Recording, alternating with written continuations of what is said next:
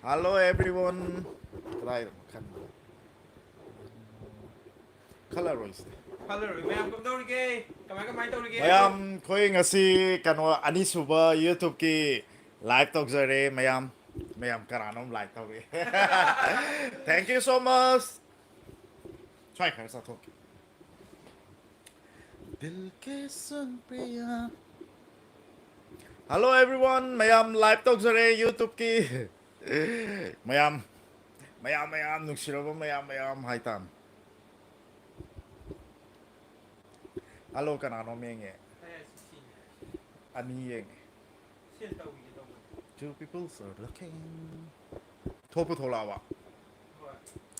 Mayam ngasi di Sunday ni na kay mathen sanar ge aduna han hautam. Kay mathen sanar ge. Adu lai daw. Today ngasi di microphone yaw. Microphone. Mayam comment thadaro comment. Tabra sa. Bro, ma'am. Hello everyone. Ngasi taban nungai namne. Rakesh na kay numay ni. GIG thongba. GIG thongba. PIG hai din ne. PIG hai do GIG hai da. Thong yo delay. Hau ni. Adu ya. Horo benuka chan come down again nang bo. Uda kui re. Hi. Sidai para. Adu dai par. Sonia Hanglen hi Sonia. Hi Sonia nungai ribo. Sonia a birthday party ko sa sadri. Sonia si birthday ra.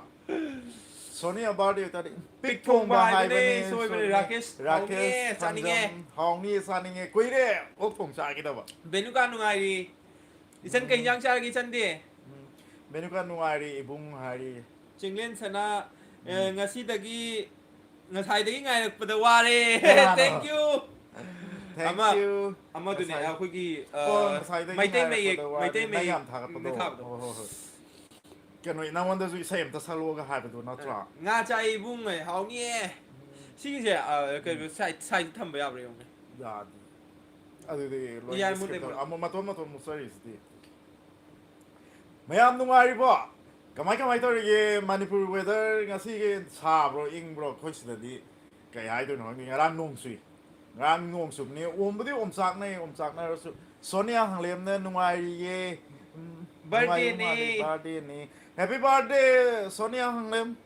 Isai sakpa ho roi benukan na hai roi sei do ngasi de khoi live chana game am sana game thulak pune ko adu si da akhoi ki baul si yai se kari manipuri film ming me amne ba film ming do adai khalaga kari ba aduga chana do ba sentence am sa ga dom ne adu gi tau shen tholai ne benukan hai pe isai am sa benukan kan pe isai no hai ro Sonia hanglem Thank you. Welcome. Kai sai no. Isai sao hai ta di isai do hai biro ai na khangbo koi na khangbo adu YouTube se yeng adi akhoi ki kai te Facebook ama na deba kana na yeng no kana yeng no khang deba ko adu ye ke ming do akhoi na u dam ni na ne Facebook ke ui dana adi kana yeng ai kana te stadium te khang de adu na comment to biro ko ai mitiu ne Kai do ge no sum chale nang masai ni kai. Adu kano ne isai sapiro haise isai do khanbiro aduga aina haiboi ta di saksar ke khoi ni na haiboi ta di saksar ke adu music ti yaw ya roi kai you know the YouTube ni na khoi gi copy claim la kan copyright ke bala kan ni yam ba singlen isai salo ai di haite ibung na sakpa ma hekta ya haise benukana jang sa gi ngarang sa ko do sa sai Facebook ta ha pa nang jo hai tu dia du ka bo salo oi adu oi sala ai di haite min na nung thomak tana ka bu oi sa ji nung chiba hu ni haiba do oi hai ti as adu di haite si ba hu ni ai na hak na chak sang da chak Silai da ho ge hai ba means copyright claim la kan ni hoi game sana se na to bane do mayam chu kai ba si kai game hor kan do sei ama sa ma tung da game hor kan da mayam ngai boi ngak tan ko ado game hor kan da game che mayam na ke maiteron gi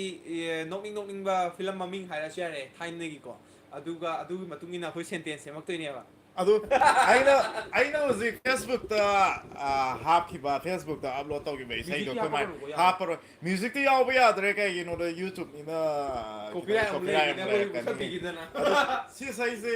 ꯁꯛꯆꯔꯛꯑꯒꯦ ꯀꯩꯅꯣꯝ ꯍꯥꯏꯔꯤ ꯊꯃꯣꯏ ꯏꯔꯥꯡ ꯐꯅꯕ ꯁꯛꯑꯣꯏ ꯅꯉꯣꯟꯗ ꯌꯥꯝ ꯍꯥꯏ ꯉꯁꯤ ꯃꯤꯁꯦ ꯀꯅꯥ ꯊꯃꯣꯏ ꯏꯔꯥꯡ ꯅꯪ ꯑꯩ ꯈꯪꯅꯕ꯭ꯔꯣ ꯍꯥꯏꯕꯗꯣ ꯐꯦꯁꯕꯨꯛꯇ ꯊꯃꯣꯏ ꯏꯔꯥꯡ ꯍꯧꯔꯦ ꯍꯧꯕ ꯍꯥꯏꯁꯤ ꯀꯩꯅꯣ ꯑꯣ ꯑꯣꯀꯦ ꯑꯗꯨ ꯁꯤ ꯏꯁꯩꯁꯦ ꯁꯛꯂꯛꯀꯦꯀꯣ ꯑꯩꯈꯣꯏ ꯑꯅꯤꯅ ꯑꯗꯨꯝ ꯁꯛꯆꯔꯛꯑꯒꯦ ꯁꯂꯣ ꯁꯂꯣꯀꯩ सलो हाय नहीं सलो ꯑꯩꯗꯤ ꯍꯩꯇꯤ रेडी 1 2 2 3 3 स्टार्ट दिल से सुन प्रिया ये दिल की दास्तां जो लफ्जों में नहीं हो बया दिल से सुन प्रिया ये दिल की दास्तां जो लफ्जों में नहीं हो बया अब जैसा भी रास्ता टूटे ना वास्ता ना रहेगा फासला दरमिया नैनों ने बांधे कैसे दूर रे नैनों ने बांधी कैसे दूर रे ओ मोर से मेरा मेरा सोर गेम रे ओइ हौरसे गेम ओइ हौरसे दिल पे चढ़ाने कोई जोर रे यार गेम ओइ या हौरसे ओके और सही से मते कोई मते भी तक तुमना हाय एवरीथिंग हाय एवरीथिंग हाय एवरीथिंग थोय मतम कई मथेन सारगे ओमिता हाय इबुंग फजाबानी वा थैंक यू इचन फजाबी अमा अदुगा Thank you, बेनुकाना Chan. ये Omita. याम फजे याम Yang फजे harawi. फजे हारे बेनुकाना के thumbs up थुथारे याम फजे है थैंक यू बेनुका thank you I so thank you much हाजल आई सक सातरा सो नो मते मते तन कितन ये गेम हॉल से मैं अदगी सिदा अखोइना हादो सिदी का अखोइना सुम होरपगिनिको हौबदि सिदी सुम मयाम मकोक तो होबय वाने बा अदु नतगा मयाम न ओइना कमेंट तो पिबिरो बा के मणिपुर की फिल्म के ममिंग अमे ते थाइने के हजिके के रामो इनिंगब्रा अदुइ मतुंगिना सेंटेंस सेंटर मैच ना हालाउ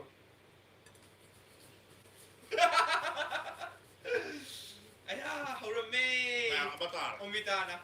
ओके अते Ormila. ओर्मिला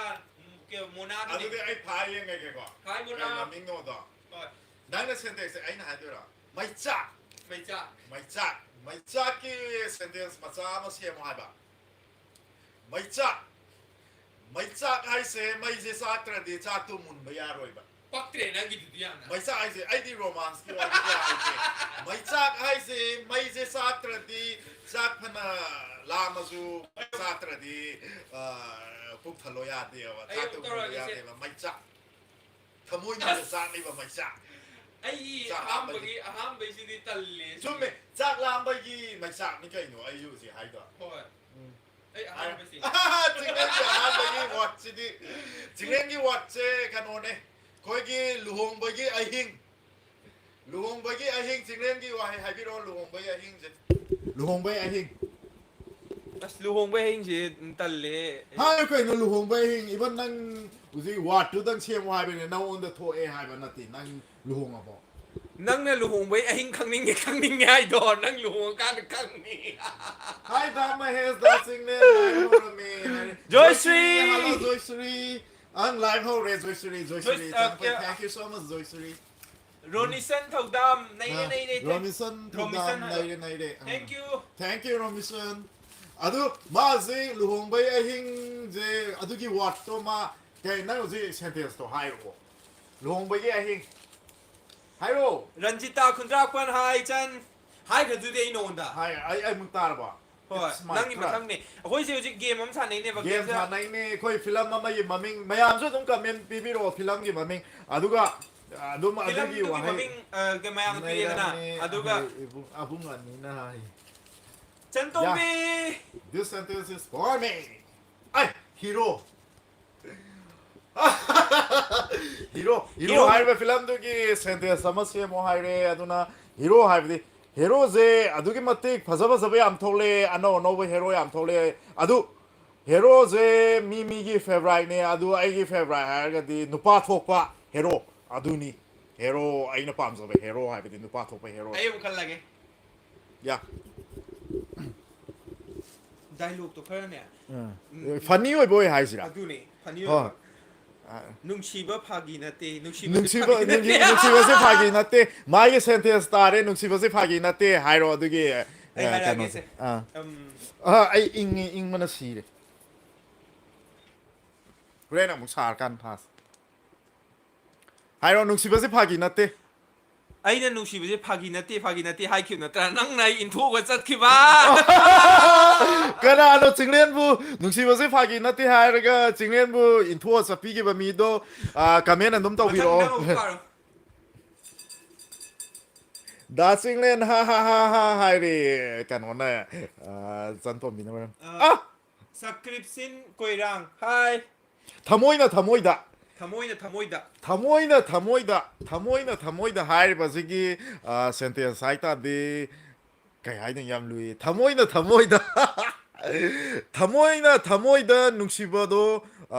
kai hai do no phongto e adu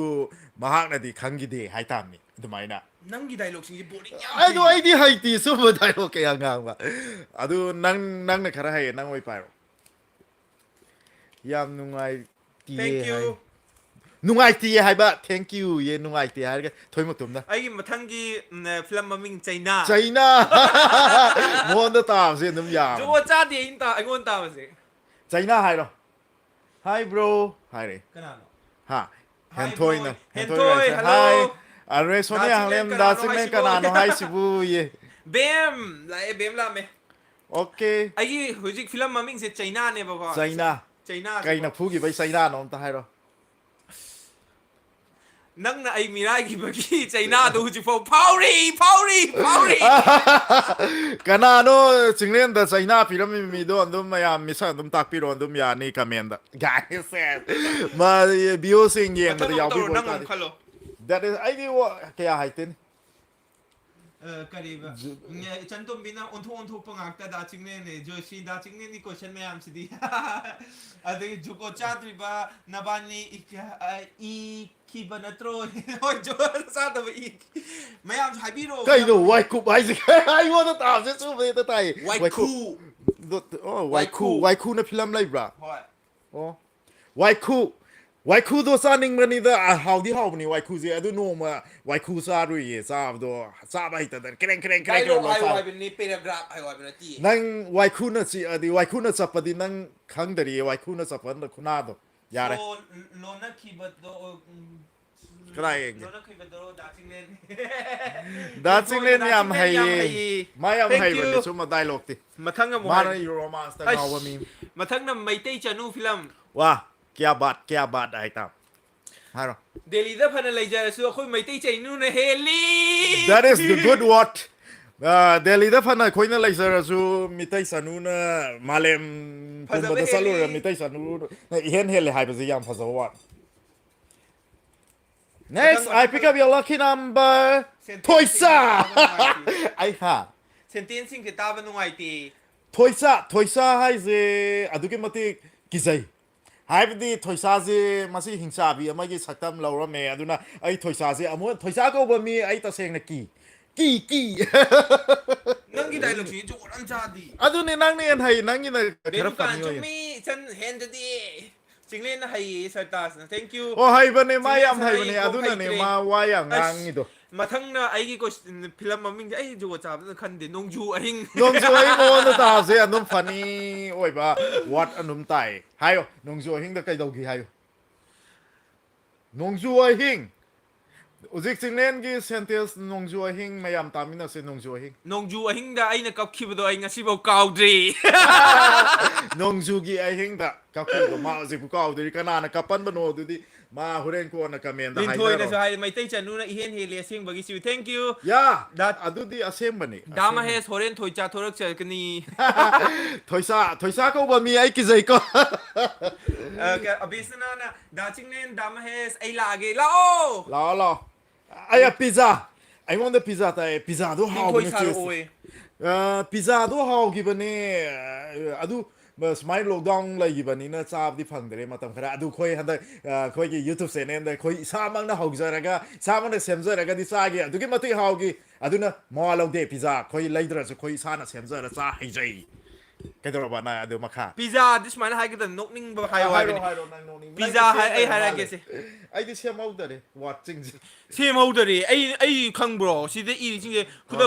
เชื่อมที่บุ้งเราว่าไอ้กี่ดีพิซซ่าเสียมป้าแม่dan adu di asumba wa hai ne pizza jinglen di ma thibong yam law ba ne ma thibong gi hai di sinaki dam กับตาปั๊มดาวkadai no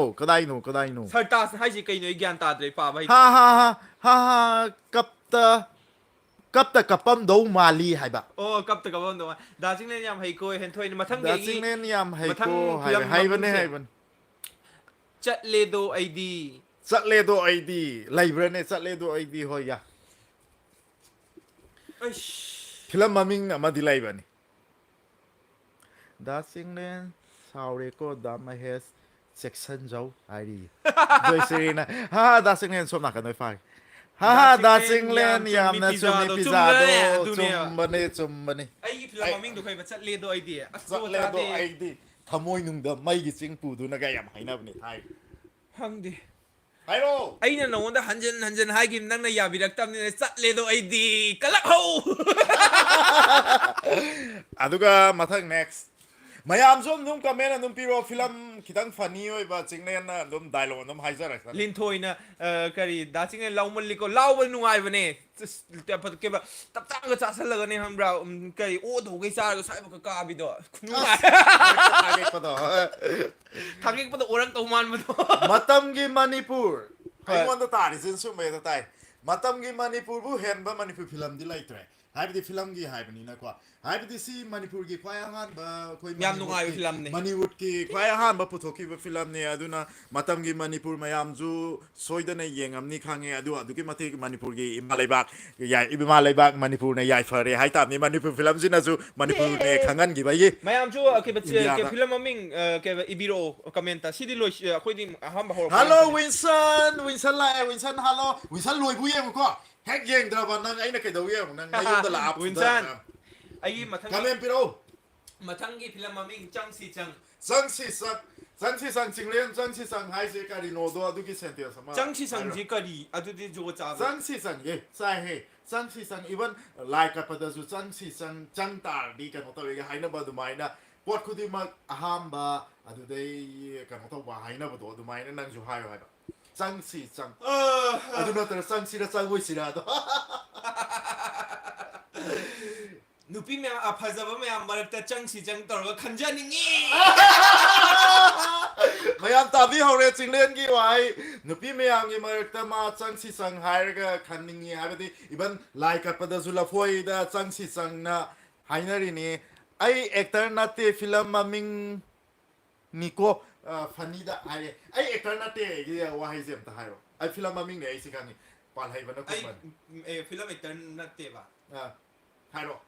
xem hai breng khoi bai ne nam xem ma jira ai na sono phana su so ai film actor ni na te ko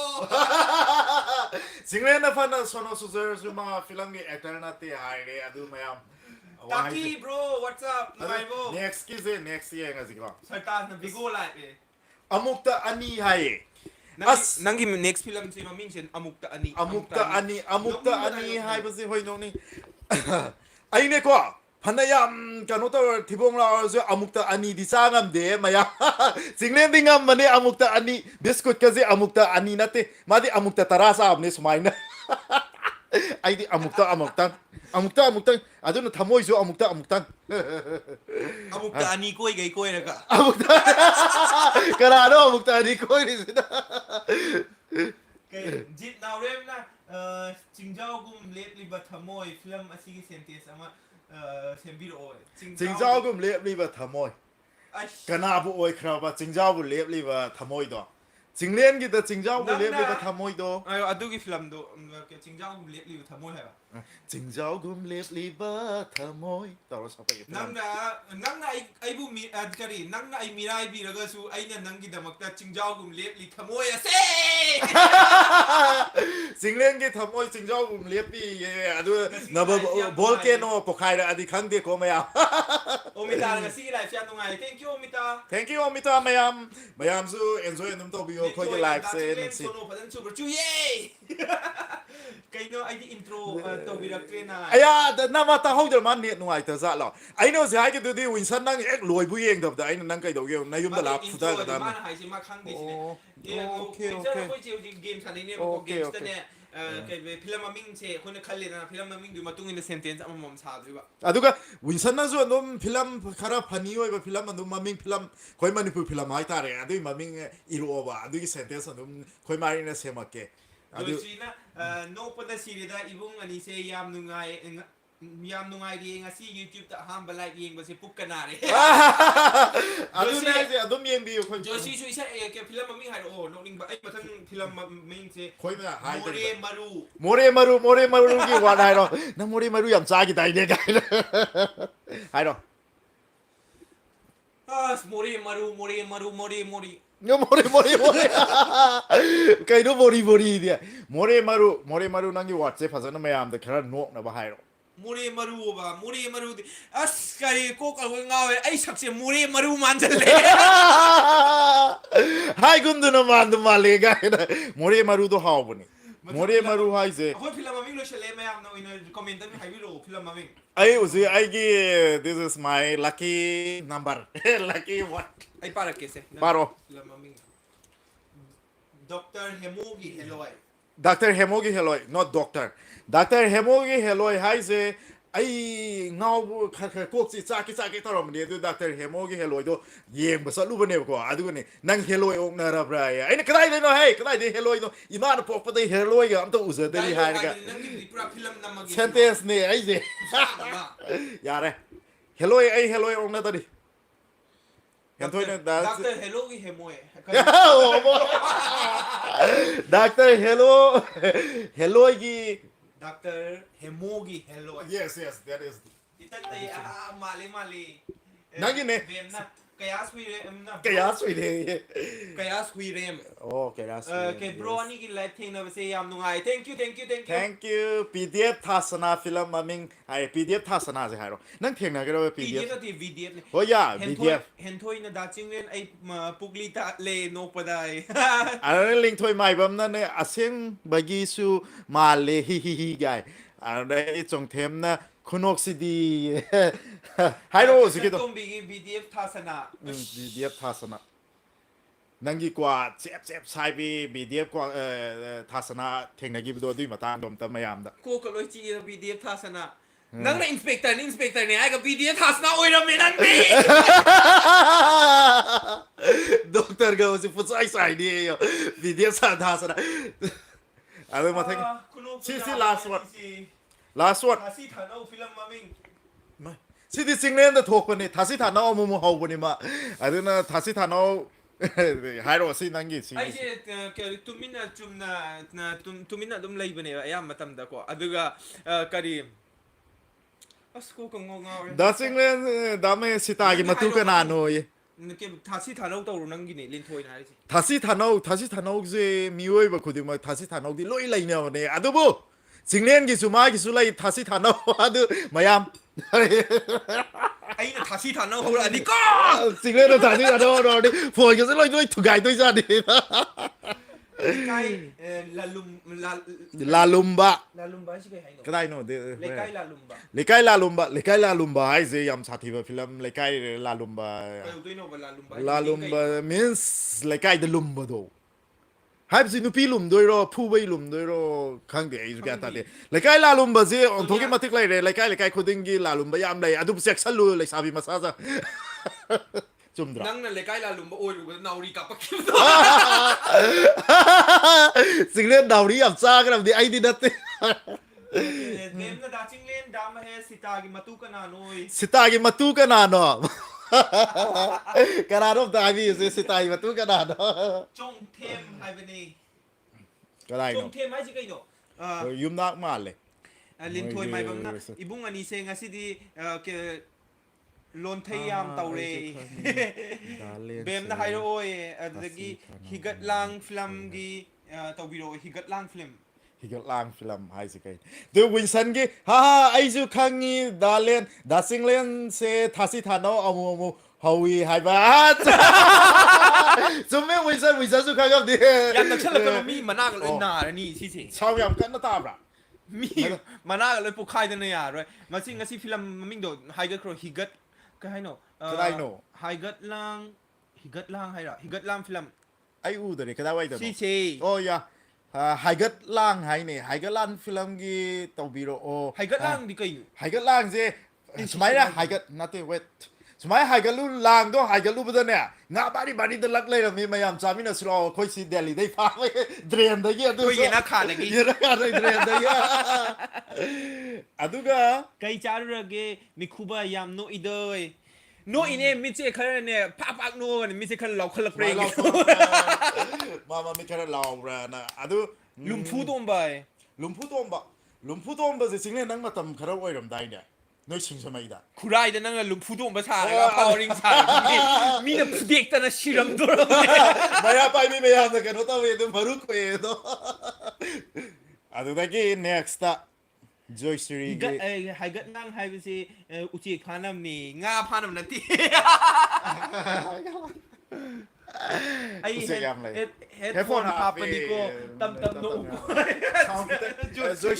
joy siri song ki tang lai do joy siri gi adu na ta joy siri gi na do dram ga noi sagai da ko yo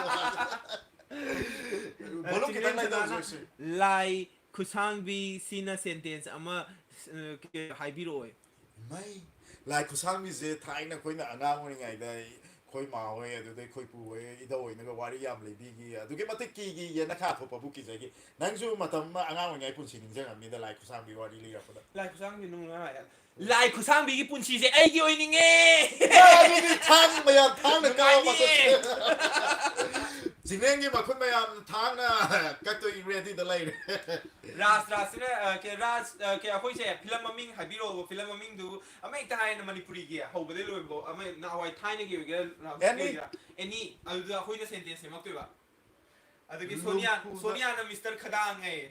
มาเฮสมิสเตอร์ขดางเนี่ย ai Mr. Khadang ni sa ya je ai Mr. Khadang ลุงฟูดาจิงเล่นสารมนี่ลุงฟูเนี่ยอาเซียน ma lum pu ne มิดครูสุภาใจได้บุ้งดี yeah thank you ayo monica mon da ne adu maka kamen pirakta means film gi what sentence ka kai nok na wa kamen am da pirakta ยายสิเกี่ยวตากี้นะฮะกายระเบิดนูจากีคุณนิงฟิล์มกีตาร์ adu bu lai gi bro โปรจิงเล่น kai ra ba nu zai ni kuning adu ki mati kai ga mai kuning do hangoi ba mi awe yen ba da yo ha yo khara funny oi ba กายระเบิดนูจากีคุณนิงอะบ่ะ Film ไอ้เนี่ยมาสักพะเจน่าเดียดจัดหรือกัน ma kha yen da ga ne คุณนิงไกด์ดัมเม kuning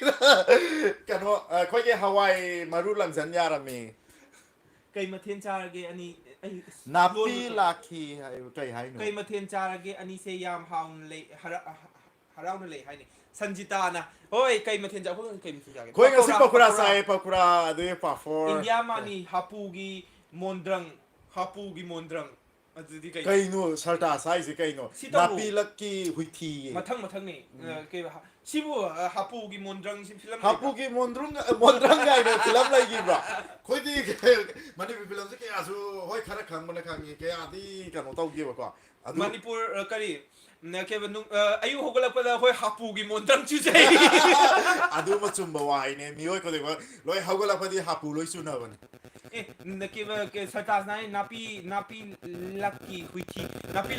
กันฟิล์มเลยช่วยกันนั่งเห็นจะละกัน na pe ki hui thi di sartas no ma yeng mina se kar ma film no to ko di kan tre นาปีลักกี้วิธีดูนี่ละก้าวแกเรา i kar pa no mitai yo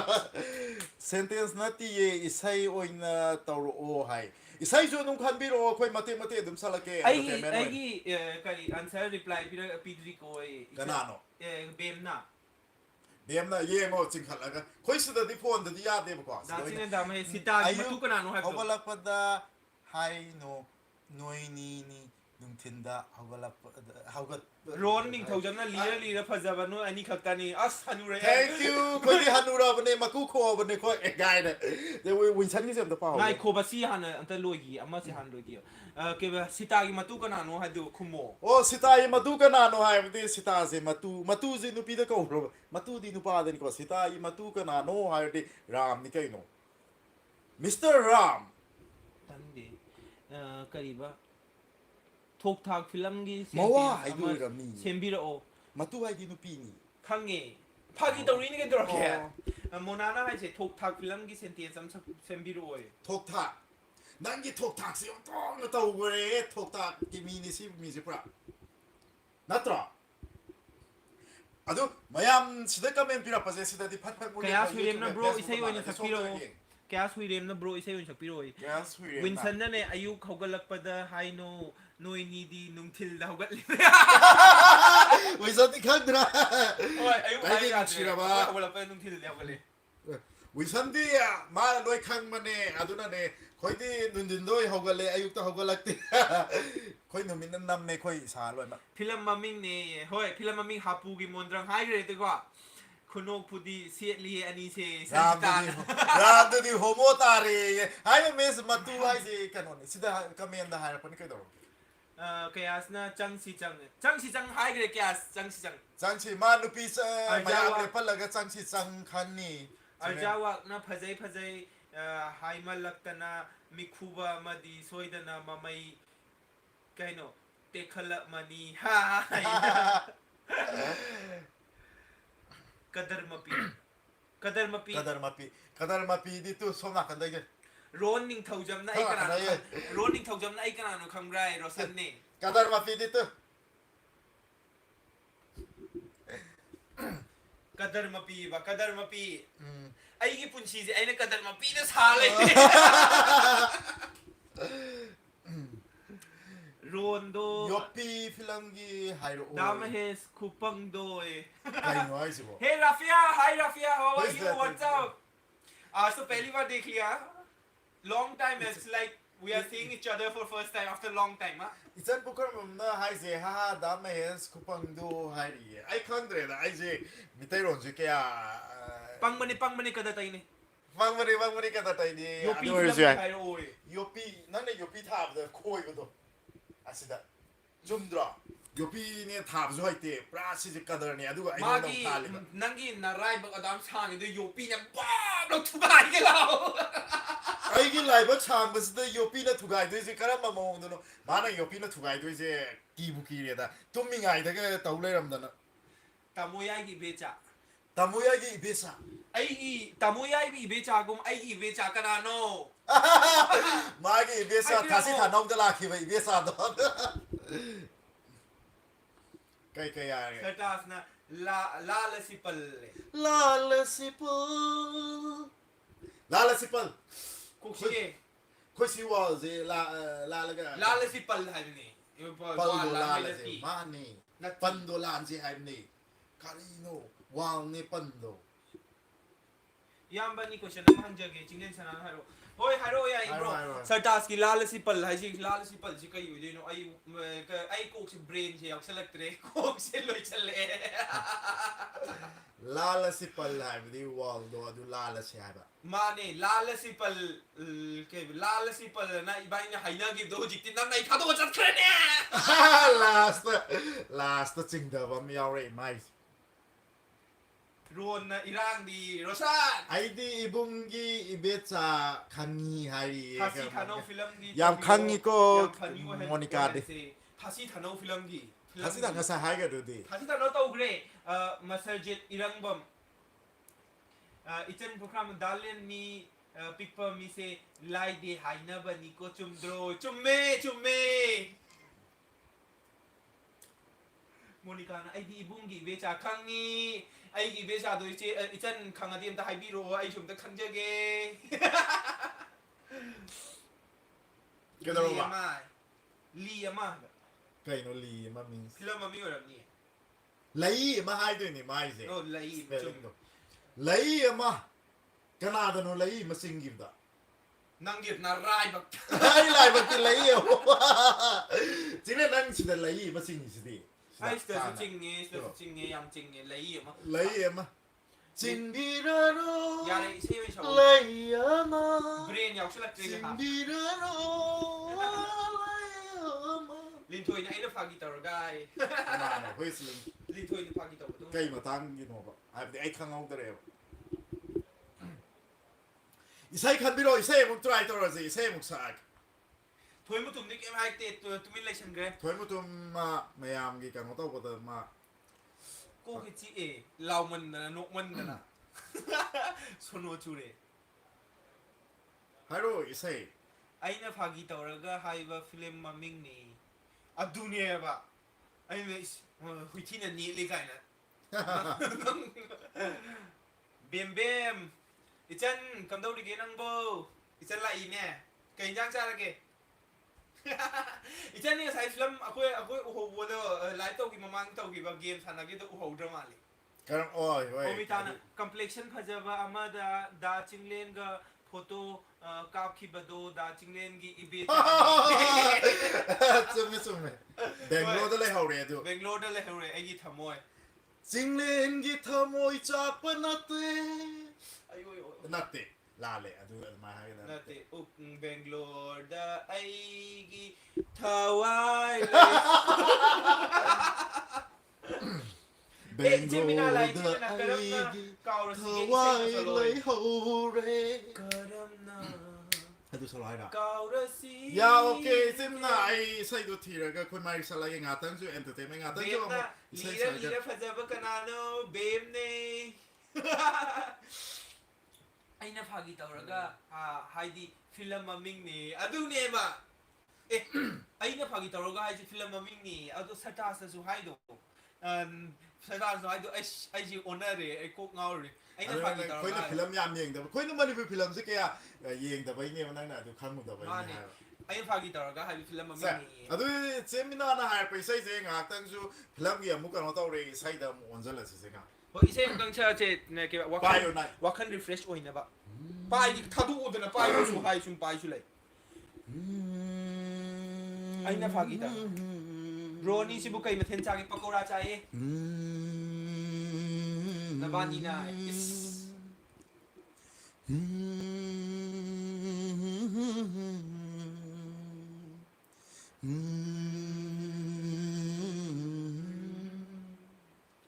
Karena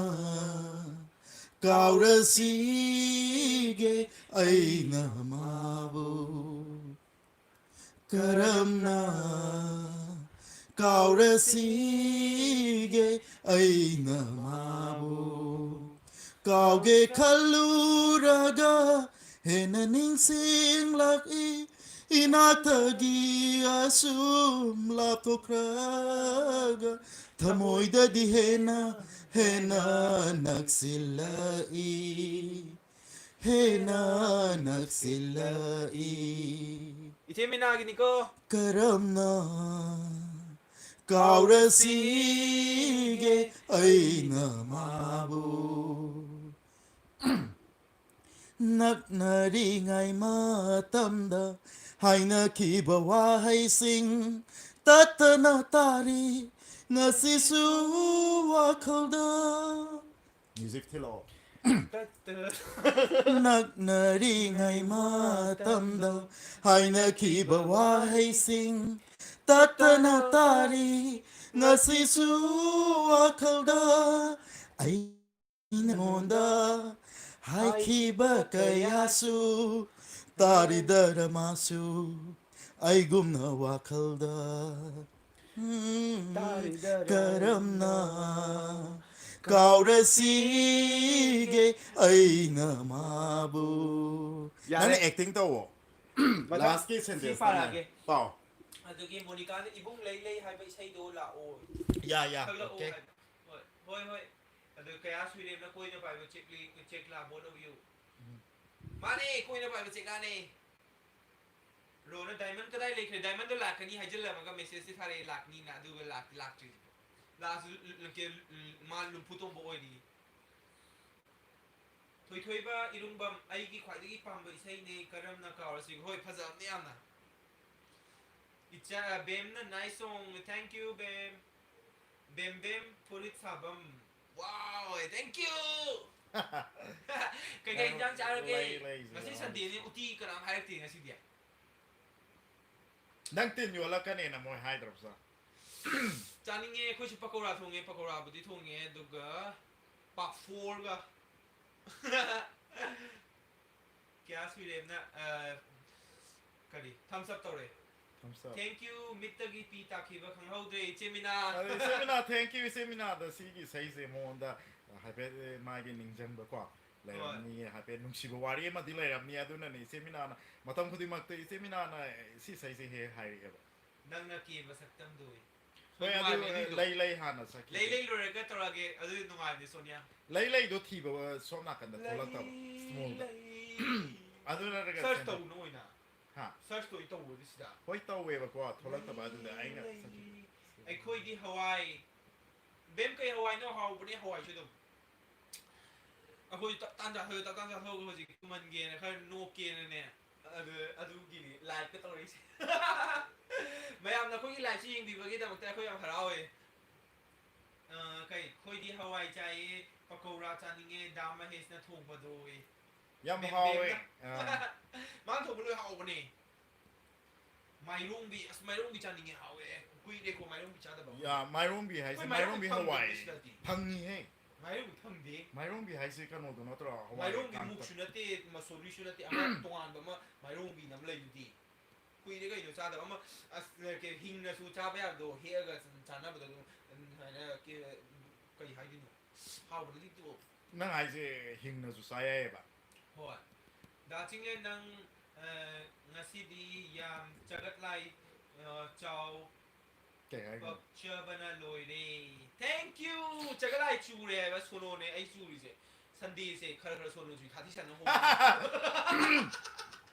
As segai go ino. 시다 너의 그 마코는 따라 모르는 사이에 지나간다. 다시 단어 하우레도. 낭이 레이 좀 통나 구이만 그래. O kan no da yam de small da dia adu ga se de ya we nge moi discussion de i. 윈찬 나이기 코멘디 할락티 할레이디 윈찬. Ta ba i ye. 그럼바노 망은 사이 한가두디. 그럼바. Moi se hazana i bi ra di pha ka da me am te i da one or hai jings. 까이 낭기 어디더라. Ho. Inna te YouTube ta su. I ra di ko ju sa pa no ai da. 아효과 윈찬 얘기과 레이 윈찬나 나 하이디 하이슈 강에 다 징렌제 다시 다 나오 목 하웨 하야가 아 떠이디 Adu ma khai ra tre mo. 근데 가야지 아이 그면 할락티 하이 Win. 하이나버도 좀레 강나버도 Ai adu sa pa da mayam na kan tau gi ba do. 아두기 세이드 마헤스 사 우다 마얌 장가 시다비드나 럼도 시람 Sida na te mi man he mayam na te mi. 마얌 나테 마얌 장가 미두 시다바 해봐 미두는 시다람 바기 Mana ke am hai ra da na. Da sa o na Hai- di competition ta na ra di ma. Segai che. 하와이 강떡네 하와이 자만다나 아이디 하와이 말레 삭세 Che sala ye 아이디 하와이 안 밤에 하와이 참 하와이 그디 좀 마판데 그 시대에 있는 거 하와이 제 숏컷 오이나 Sidi. 아니 나 퍼퍼 아주 나티 2.3 대 영어에 그런 거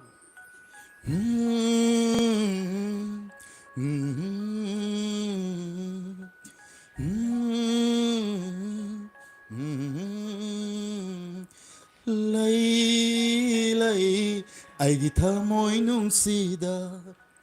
nang tabu nungsirakpagi maram lay lay ai gi punsisina nang tabu lacharakpagi maram pugning wakhal anisida nang bunong sina ola chabana oirabani wari pum Kai music six ana do ba. oirabani wari pum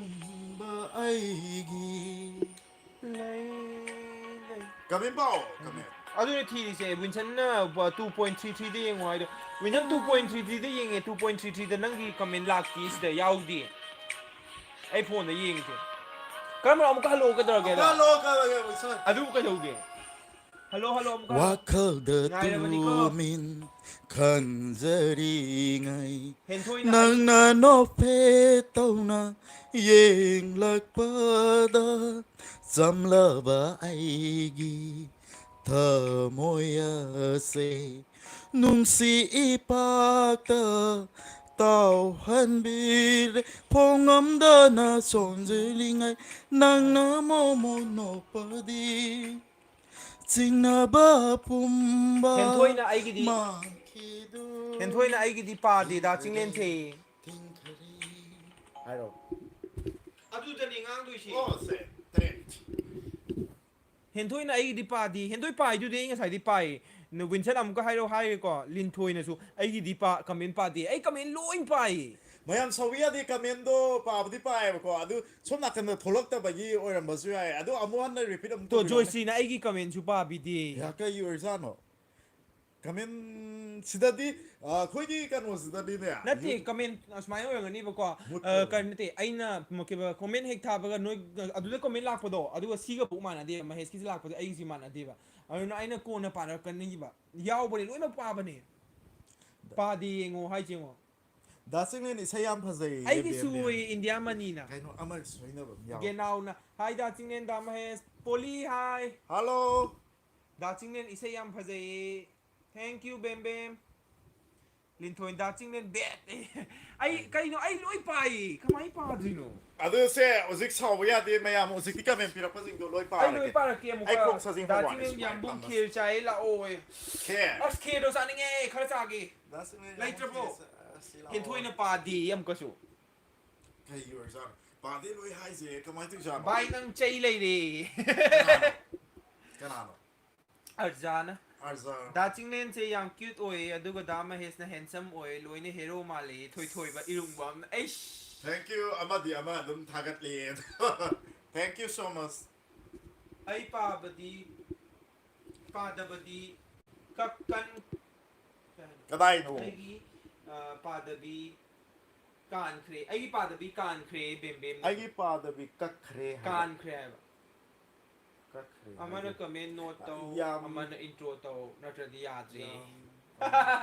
ꯑꯗꯣ ꯑꯩꯅꯗꯤ ꯂꯣꯏꯅꯃꯛ ꯄꯥꯏꯌꯦ ꯀꯃꯦꯟꯁꯦ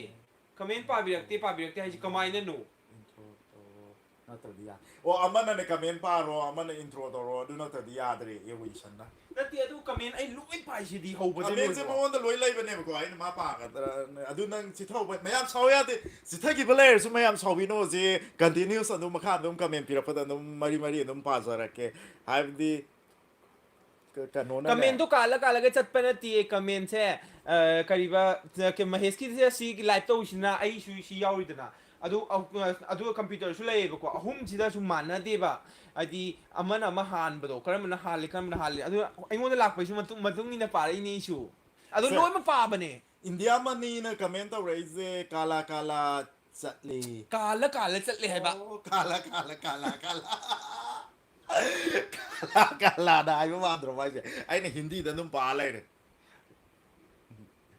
ꯑꯩꯒꯤ ꯏꯁꯩꯁꯨ ꯈꯟꯈꯤꯕꯅꯤ ꯑꯗꯨ ꯁꯨꯡꯎ ꯎꯗꯕ ꯃꯥꯜꯂꯦ ꯉꯥꯏꯈꯣ ꯍꯣꯏ ꯍꯧꯕꯗꯩ ꯂꯣꯏꯐꯥꯎ ꯄꯥꯔꯛꯀꯦꯁꯦ ꯑꯩ ꯇꯥꯎ ꯔꯥꯀꯦꯁ ꯊꯥꯡꯖꯝꯅ ꯃꯦꯁꯦꯁ ꯃꯨꯊꯠꯈ꯭ꯔꯦ ꯕꯦꯅꯨꯀꯥꯅ ꯍꯧꯔꯣ ꯍꯥꯏ ꯑꯩꯒꯤ ꯁꯣꯅꯤꯌꯥꯅ ꯏꯁꯩ ꯍꯥꯏ ꯔꯥꯀꯦꯁ ꯊꯥꯡꯖꯝꯅ ꯄꯤꯛ ꯊꯣꯡꯕ ꯍꯥꯏꯕꯅꯦ ꯁꯣꯏꯕꯅꯦ ꯍꯥꯏꯀꯣ ꯑꯗꯨ ꯕꯦꯅꯨꯀꯥ ꯅꯨꯡꯉꯥꯏꯖꯔꯤ ꯌꯥꯝ ꯀꯨꯏ ꯏꯕꯨꯡ ꯆꯤꯡꯂꯦꯟ ꯆꯪꯒꯅꯤ ꯁꯅꯥ ꯅꯪꯒꯤꯗꯣ ꯉꯁꯤꯗꯒꯤ ꯉꯥꯏꯈꯣ ꯑꯩꯁꯨ ꯂꯣꯏ ꯄꯥꯈꯤꯒꯦ ꯑꯝꯇ ꯑꯩꯅ ꯍꯣꯏ ꯄꯥꯗ꯭ꯔꯤꯁꯤ ꯄꯥꯎꯕ ꯀꯔꯝꯕꯅꯣ ꯑꯩ ꯈꯪꯅꯤꯡꯉꯤ ꯍꯥꯏꯔꯛꯀꯦꯕ ꯕꯦꯅꯨꯀꯥ ꯉꯥ ꯆꯥꯏ ꯏꯕꯨꯡꯉꯣ ꯁꯣꯅꯤꯌꯥꯅ ꯅꯨꯡꯉꯥꯏꯔꯤꯌꯦ ꯕꯥꯔꯗꯦ ꯃꯥꯜꯂꯦ ꯕꯥꯔꯗꯦꯅꯦ ꯍꯥꯏ ꯕꯦꯅꯨꯀꯥꯅ ꯑꯩ ꯏꯁꯩ ꯁꯛꯄ ꯍꯧꯔꯣ ꯍꯥꯏ ꯊꯦꯡꯛ ꯌꯨ ꯁꯣꯅꯤꯌꯥꯅ ꯕꯦꯅꯨꯀꯥꯅ ꯏꯕꯨꯡꯅ ꯁꯛꯄ ꯌꯥꯝ ꯁꯤ ꯃꯌꯥꯝꯁꯦ ꯄꯥꯔꯗꯤ ꯌꯥꯔꯣꯏ ꯑꯗꯨ ꯋꯤꯟꯁꯟ ꯅꯪ ꯏꯁꯩꯗꯣ ꯑꯩꯈꯣꯏꯅ ꯎꯍꯧꯗꯔꯦ ꯑꯃꯨꯛ ꯍꯟꯅ ꯍꯥꯏꯔꯣ ꯑꯩ ꯁꯥꯜꯂꯛꯀꯦ ꯉꯥꯏꯈꯣꯀꯣ ꯏꯔꯣ ꯑꯩ ꯑꯝꯇꯗꯤ ꯎꯠꯈꯤꯒꯦ ꯌꯥꯎꯗꯦꯗꯣ ꯁꯤꯗ ꯋꯤꯟꯁꯟꯒꯤ ꯌꯥꯝ ꯌꯥꯎꯔꯦ ꯑꯗꯨꯗꯒꯤ ꯀꯃꯦꯟ ꯑꯗꯨꯗꯨꯗꯨ ꯍꯥꯏꯔꯦꯀꯣ ꯑꯃꯨꯛ ꯄꯥꯗ꯭ꯔꯦ ꯅꯣꯏ ꯅꯦꯠꯋꯥꯛ ꯌꯥꯗ꯭ꯔꯦ ꯍꯥꯏ ꯅꯦꯠꯋꯥꯛ ꯌꯥꯗꯕꯩ ꯑꯣꯏꯔꯝꯃꯅꯤ ꯑꯗꯨꯗꯤ ꯑꯩ ꯀꯃꯦꯟ ꯂꯣꯏꯕ ꯄꯥꯏꯕ ꯍꯧꯕꯗꯩ ꯂꯣꯏꯕꯧ ꯆꯨꯝꯃꯦ ꯍꯣꯔꯦꯟꯅꯦ ꯆꯨꯝꯃꯦ ꯃꯌꯥꯝ ꯁꯥꯎ ꯌꯥꯗꯦ ꯅꯦꯠꯋꯥꯛꯅꯅꯦ ꯑꯗꯣ ꯑꯃꯨꯛ ꯏꯕꯤꯔꯛꯑꯣ ꯁꯤꯗ ꯂꯦꯞꯇꯣꯞꯇꯗꯤ ꯂꯣꯏ ꯊꯣꯛꯂꯛꯑꯦꯕꯀꯣ ꯑꯗꯨ ꯁꯤꯗꯗꯤ ꯊꯣꯛꯂꯛꯇꯕ ꯑꯗꯨꯗꯤ ꯀꯩꯅꯣꯅ ꯋꯤꯟꯁꯟꯅ ꯑꯩꯒꯤ ꯏꯁꯩ ꯈꯟꯈꯤꯕꯅꯤ ꯑꯗꯨꯁꯨ ꯎꯗꯕ ꯃꯥꯜꯂꯦ ꯍꯣꯏ ꯋꯤꯟꯁꯟ ꯑꯃꯨꯛꯀ ꯏꯔꯧꯅꯦ วินสันน่ามันก็อีโรไอ้กับเมนงาแต่ง่ายดีง่ายดีไอ้ไม่กับเมนงาแต่ง่ายดีง่ายดีaduga aja na haise da sire ai no noi ani na kamen pabdo tabada sidore ai nokpada hi dai genau na 야레세 이사이 오이나 간자라게 호야 마이 이사이 칼로 마얌 파디나 사우비가노 네왕나 누아이타바이니 마얌 사우야데 징렌조 누 마얌기 소이다나 좀 파기브네와 아두 마얌 사우야데 파다브도 코이 이노 또보나테바 다생나 아이브데 네왕 누아이타베람네바 ป้าแต่เป็นนักตีกระดูกป้าแต่หนอนไอ้ป้าเอ๋เขาไปเรื่อยๆกู 나 아두 깨져 파디나 목종 토가 미도 푸나게 하라 파디나 윈선나 능시 마이통 lụa lâm bị đô sang lô yes nung si mai phong lụa lâm bị ikai nung si ya ai adu thira ke ko wisan salak ke อะดูเนี่ยวินเซนอะดูป้าเด็กขังกันที่อามุอีเล็บเป็นชีระบรายเป็นไงไปดิ wisan adu haiser asidi wisan ate ate hai dai me am du wisan ni masana loi haiser asidi adu na noi du ne wa nuai ta bai ni na ไอ้กี่ซูเปอร์บีเดย์ราสไอ้เนี่ยงาสายป้าครับเนี่ยยิงบิโอมาทักตาราสกี่ที่ขังไงไอ้คอมเมนต์ตัวไอ้เนี่ยเนี่ยแค่ป้ากิมเนี่ยพัฒนา nung si mai phong se wisan ai kan ho tor ke masi music yau da bidan num salak ke มาตั้งเสร็จแล้วกันหน่วยวินเซนนะ full salo ai da โอ้ย ôi full salak ke sa wisan ni nang chu le kan ho tor na mi request tor sa on hai dai se งาสิเดย์งาสายเดย์ฮันจันตาบดาไอ้กี่คอมเมนต์งับตั้งไงเรื่องนี้ 살라게 고 윈산 게 시 사이즈 윈산도 디디게 또 살라게 윈산 낭주 시 가노제 아이 유튜브 세 마야암도 subscribe 또 할루고 아이네 살라이세 그래서 하요라게 라이브 디 아다 하요 ready 1 2 3 nung si mai thong lo lambi ikai fizi oi di bi ikai fizi oi di bi samlang ni nang phok taro ha ha to ไอ้กะหรี่ไฮกี่นงจูเฮงไฮกี่ดีราสกา si mai thong lo lambi ikai fizi oi di bi ikai fizi oi di bi samlang ni khong pacha keng asidi ikutsina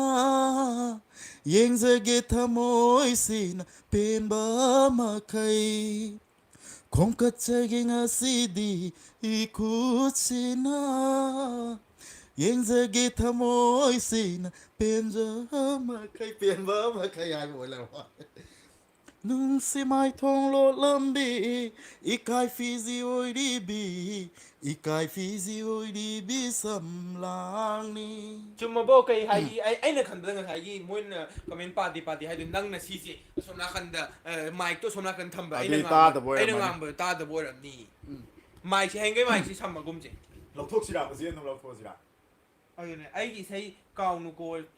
นั่งเลี้ยงก็ไอ้ตัวนั้นเนี่ยสิทำมีจะเลี้ยงก็หนูหายไปสิตะกี้เห็นอ่ะ ai mundo i tainare last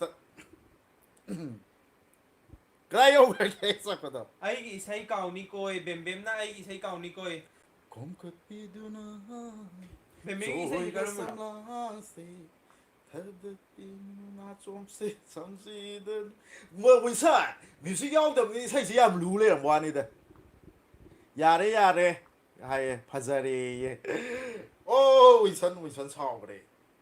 nung si mai thong lo lambi ikai fizi oi di bi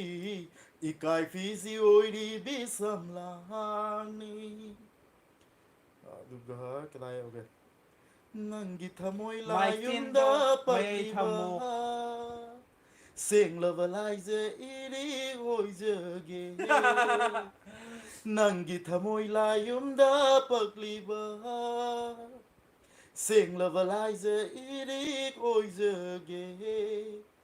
nung sigire na ichiloi do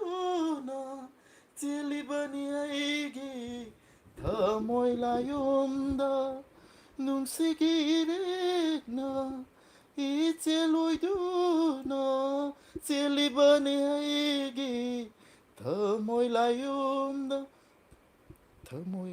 뮤직 야우드입니다. 아이네 수지 간호세 윈선 마땅스 로이선저게 사이제 아이 간호다 뮤직 야우가 보이는 나나 보이는 목 살았게 CD 뮤직 야우가 뱀뱀도 보이는 와우에 땡큐 아두가 그리 알자와나 푸나더레 하동나더레 아드기 헨토이나 호다 찡렌 코멘 칼레 윈선은 야로이 하리 야로이 하리 마이크 스탠도 마이드 탐모 하바 나쿠나 파이디 야로이 하바 마이제 어 소니아나 아이기디 낭나 케바 saktam도 소니아기 하기로 어 호이 아이 마니 말라기 치티 파우쿰 오이나 온톡라세 아두나 파로이다로이 지렌시 낭기 하이 야에라 사비로 야에 뱀나 아둠 누아이리 이붕 아니기 마타우세 땡큐 뱀 si sai ze jing kan no winson na zu yam pam ba sai ma o gi ba ni si ai khang nge winson ko mai ne small da sai ngai da ma na yam pam ze gi ba dine sarma ze my favorite singer oi har ne adu sala ge si sai ze usi ka na no khala kip da si khala kip da kana 소니아 항렘 oh 훌라운 oh sonia hanglem sala ge ko du bia nang na ke ba saktam do Firen thagi luhongba satlamdagi matamdo mera thagi sanaregum yengbada onthokna ningthi zaida o nangna keba saktamdo Firen thagi luhongba satlamdagi matamdo mera thagi sanaregum 아이기 코멘티 파비데 아이 잣라기 랑기 레이레이도 사크레나 아이나 코미두디 폴리 장다 아빠바피 코멘 그도 왜 빠주 담발레코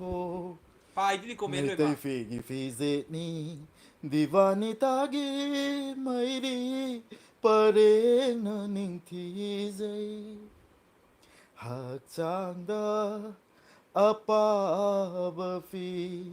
광다나 담발레코 미테이 피기 피제니 디바니 타기 마이리 파랭금 닝티제이 온톡나 수박세이다 온톡나 수산나이다 뭉시비 낭기 마이 통다 오케이 사이제 마테 와 이사 저 싱수 안 하래 린토이나 아이기 린토이나 아이기 둠까 그리 칸로 코멘타 다 칭렌 벳 아이네 그리 하이주 1448 की comment येंगो पादबने दा 칭렌 14 아이기 낙타 팜두나 뭉시와리 가이나 삭바도 삭루오이 아자와 아이진 아레 윈센나 하하 미로이 사우나라니 아마 삭바 로이라가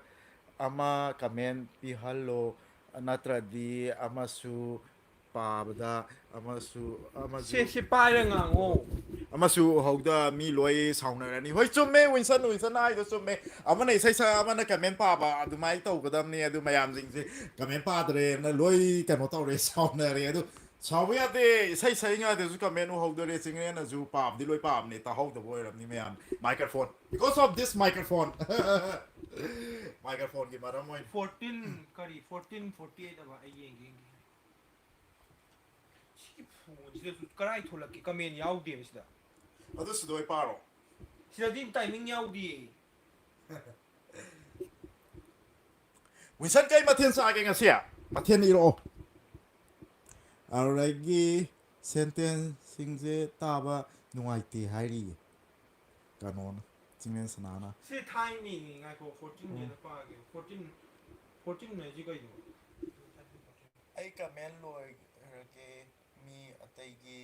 chance lo hallo hairi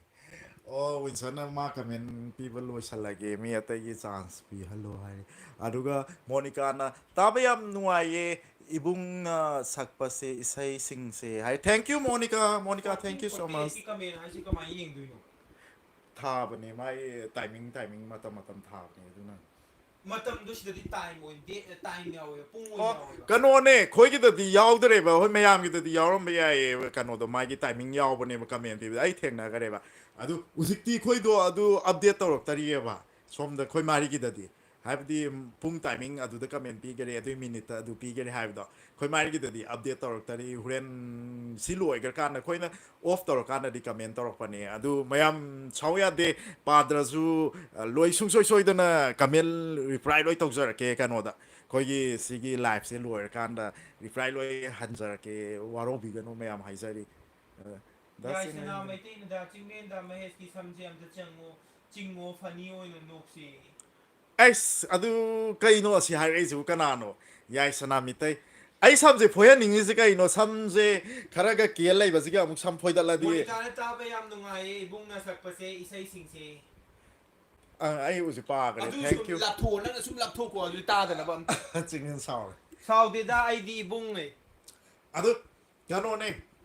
ꯁꯤ ꯂꯧꯊꯣꯛꯈ꯭ꯔꯣꯕ ꯇꯜꯂꯦ ꯊꯣꯡꯅ ꯆꯤꯡꯅꯦꯟ ꯁꯥꯎꯔꯗꯤ ꯅꯣꯏ ꯁꯥꯊꯤꯕꯅꯤꯀꯣ ꯃꯌꯥꯝ phone ꯃꯌꯥꯝ ꯀ꯭ꯔꯦꯛ ꯆꯠꯆꯅꯤ ꯑꯗꯨ ꯃꯌꯥꯝ ꯑꯗꯨꯝ ꯃꯌꯥꯝ ꯀꯃꯦꯟ ꯑꯗꯨꯝ ꯄꯤꯔꯛꯑꯣ ꯃꯔꯤ ꯃꯔꯤ ꯑꯗꯨꯝ ꯄꯥꯔꯛꯀꯦ ꯁꯥꯎ ꯌꯥꯗꯦ ꯎꯍꯧꯗ ꯇꯧꯕꯅꯦ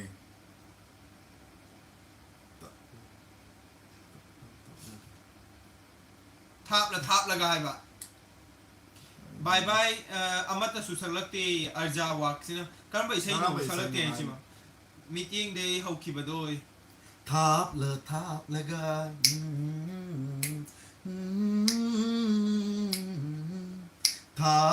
ꯊꯥꯞꯂꯒ ꯍꯦꯂꯤ ꯅꯨꯡꯁꯤꯕ ꯑꯣꯟꯅꯔꯦ ꯏꯕꯨꯡꯉꯣ ꯊꯥꯞꯂꯒ ꯅꯨꯡꯁꯤꯕ ꯍꯦꯜꯂꯤ ꯍꯥꯏꯕ ꯑꯣ ꯑꯗꯨꯗꯤ ꯑꯩ ꯃꯃꯥꯡꯗ ꯀꯩꯅꯣ ꯂꯩꯇꯕꯅꯤꯅ ꯁꯥꯎ ꯌꯥꯗꯦ ꯑꯗꯨ ꯃꯤꯠꯌꯦꯡꯗꯣ ꯍꯧꯈꯤꯕ ꯍꯥꯏꯔꯦ ꯕꯦꯝꯕꯦꯝꯅ ꯃꯤꯠꯌꯦꯡꯗꯩ ꯍꯧꯈꯤꯕ ꯍꯥꯏ ꯈꯪꯗꯦ ꯀꯩꯅꯣ ꯃꯤꯠꯌꯦꯡꯗꯩ ꯀꯩꯅꯣꯗꯨꯕꯣ ꯍꯧꯈꯤꯕ ꯍꯥꯏꯁꯦ ꯑꯗꯒꯤ ꯀꯃꯦꯟ ꯍꯥꯏꯔꯛꯑꯣ ꯀꯩꯗꯧꯔꯒꯦ ꯆꯤꯡꯅ ꯅꯪ ꯆꯨꯞꯄꯦꯠ ꯆꯥꯛ ꯂꯩꯒꯦꯁꯤꯅ ꯎꯁꯤ ꯐꯨꯅꯔꯁꯦ ꯍꯥꯏꯔꯣ ꯃꯌꯥꯝ ꯃꯃꯥꯡꯗ ꯍꯦꯛꯇ ꯁꯝ ꯐꯣꯏꯔꯣ ꯍꯥꯏꯈꯤꯕꯗꯩ ꯆꯞ ꯂꯦꯞꯈꯔꯦ ꯑꯗꯨꯅꯤ ꯑꯩ ꯁꯝ ꯐꯣꯏꯍꯟꯕ ꯌꯥꯗꯦ ꯃꯥꯅ ꯀꯌꯥ ꯑꯩ ꯁꯝꯁꯦ ꯐꯣꯏꯗꯠꯄꯗ ꯁꯝ ꯌꯥꯎꯗ꯭ꯔꯕꯅꯤ ꯆꯤꯡꯔꯦꯟꯅ ꯑꯩ ꯁꯝꯁꯦ ꯐꯣꯏꯃꯟꯗꯅ ꯁꯝ ꯌꯥꯎꯗ꯭ꯔꯦ ꯁꯝ ꯌꯥꯝ ꯀꯦꯜꯂꯦ ꯑꯗꯨꯗꯤ ꯀꯃꯦꯟ ꯑꯩ ꯂꯣꯏ ꯄꯥꯕꯗꯣ ꯀꯃꯦꯟ ꯍꯣꯏ ꯄꯥꯗꯦ ꯌꯥꯔꯦ ꯏꯠꯁ ꯑꯩ ꯑꯣꯀꯦ ꯈꯪꯅꯤꯡꯉꯤ ꯏꯠꯁ ꯑꯣꯀꯦ ꯅꯪ ꯄꯥꯈ꯭ꯔꯕ ꯅꯠꯇ꯭ꯔꯣ ꯏꯠꯁ ꯑꯣꯀꯦ ꯆꯤꯡꯔꯦꯟ ꯌꯥꯝ ꯁꯥꯎꯔꯦ ꯀꯃꯦꯟ ꯄꯥꯅ ꯄꯥꯗꯦ ꯍꯥꯏꯔꯛꯄꯒꯤ ꯃꯥ ꯏꯠꯁ ꯑꯣꯀꯦ ꯃꯌꯥꯝ ꯀꯩ ꯍꯥꯏꯗꯣꯏꯅꯣ ꯋꯤꯁꯟꯅ ꯑꯩ ꯀꯣꯃꯦꯟꯇꯤ ꯂꯣꯏꯅꯃꯛ ꯄꯥꯈꯤꯕꯅꯦ ꯍꯧꯕꯗꯩ ꯂꯣꯏꯕ ꯀꯣꯃꯦꯟ ꯄꯥꯏꯌꯦꯕꯀꯣ ꯑꯩꯅ ꯑꯗꯨ ꯅꯠꯇ꯭ꯔꯒ ꯃꯥꯏꯛꯁꯤꯅ ꯇꯥꯗꯕ꯭ꯔꯥ ꯅꯠꯇ꯭ꯔꯒ ꯍꯣꯏ ꯍꯣꯏ ꯍꯣꯏ ꯅꯦꯠꯋꯥꯛꯅ ꯌꯥꯗꯕ꯭ꯔꯥ ꯀꯩꯅꯣꯝꯗꯤ ꯇꯧꯔꯝꯒꯅꯤ ꯀꯩꯒꯤꯅꯣ ꯍꯣꯔꯦꯟꯅꯦ ꯑꯩꯈꯣꯏꯅ ꯁꯤꯒꯤ ꯂꯥꯏꯚꯁꯤ ꯂꯣꯏꯔꯀꯥꯟꯗꯣ ꯂꯥꯏꯚ ꯂꯣꯏꯔꯀꯥꯟꯗ ꯍꯟꯖꯤꯟ ꯑꯃꯨꯛ ꯌꯦꯡꯉꯣꯕ ꯑꯗꯨꯗ ꯄꯥꯔꯝꯗ꯭ꯔꯕ ꯑꯩꯒꯤ ꯃꯤꯡ ꯍꯣꯡꯗꯣꯛꯀꯦ ꯃꯤꯈꯨ ꯁꯅꯥꯋꯥꯂꯒꯤ ꯗꯥ ꯆꯤꯡꯂꯦꯟꯁꯦ ꯗꯥꯂꯦꯟ ꯑꯃꯨꯛ ꯁꯛꯍꯜꯂꯣꯌꯦ ꯅꯪ ꯏꯁꯩꯁꯦ ꯑꯃꯨꯛ ꯃꯣꯅꯤꯀꯥꯅ ꯁꯛꯍꯜꯂꯣꯌꯦ 48ꯇ ꯑꯩꯒꯤꯗꯨꯁꯨ ꯌꯥꯎꯗꯤꯌꯦ ꯏꯕꯨꯡ ꯍꯣꯏ ꯅꯪ ꯍꯣꯔꯦꯟ ꯌꯦꯡꯉꯒꯤ ꯂꯣꯏꯔꯒ ꯀꯝꯄ꯭ꯂꯤट ꯌꯦꯡꯉꯒ ꯔꯤꯄ꯭ꯂꯥꯏ ꯇꯧꯔꯛꯑꯒꯦ ꯍꯧꯖꯤꯛ ꯎꯍꯧꯗꯔꯦ 48ꯁꯦ 48 ꯇꯥꯏꯃꯤꯡ ꯍꯥꯏꯁꯦ ꯑꯩꯈꯣꯏꯗꯗꯤ ꯑꯞꯗꯦꯠ ꯇꯧꯔꯛꯇꯔꯤꯕ ꯇꯥꯏꯃꯤꯡ ꯊꯣꯛꯇꯦꯕ ꯇꯥꯏꯃꯤꯡ ꯊꯣꯛꯇꯔꯤꯕ ꯑꯗꯨ ꯃꯌꯥꯝ ꯁꯥꯎ ꯌꯥꯗꯦ ꯌꯥꯗꯕꯩꯅꯦꯕ ꯍꯣꯏ ꯃꯌꯥꯝ ꯁꯥꯎ ꯌꯥꯗꯦ ꯁꯥꯎꯗꯅꯕ ꯑꯗꯨ ꯃꯌꯥꯝ ꯇꯧꯁꯤ ꯃꯌꯥꯝ ꯁꯥꯎꯅ ꯌꯥꯄꯣꯠꯇꯦ ꯁꯤꯗ ꯅꯠꯇ꯭ꯔꯣ ꯑꯗꯨ ꯗꯥ ꯆꯤꯡꯂꯦꯟ ꯅꯪ ꯏꯁꯩ ꯑꯝꯇ ꯁꯛꯄꯤꯔꯛꯑꯣ ꯗꯥꯂꯦꯟ ꯌꯥꯝ ꯅꯨꯡꯁꯤꯅ ꯀꯧꯋꯦ ꯋꯤꯟꯁꯟꯒꯤ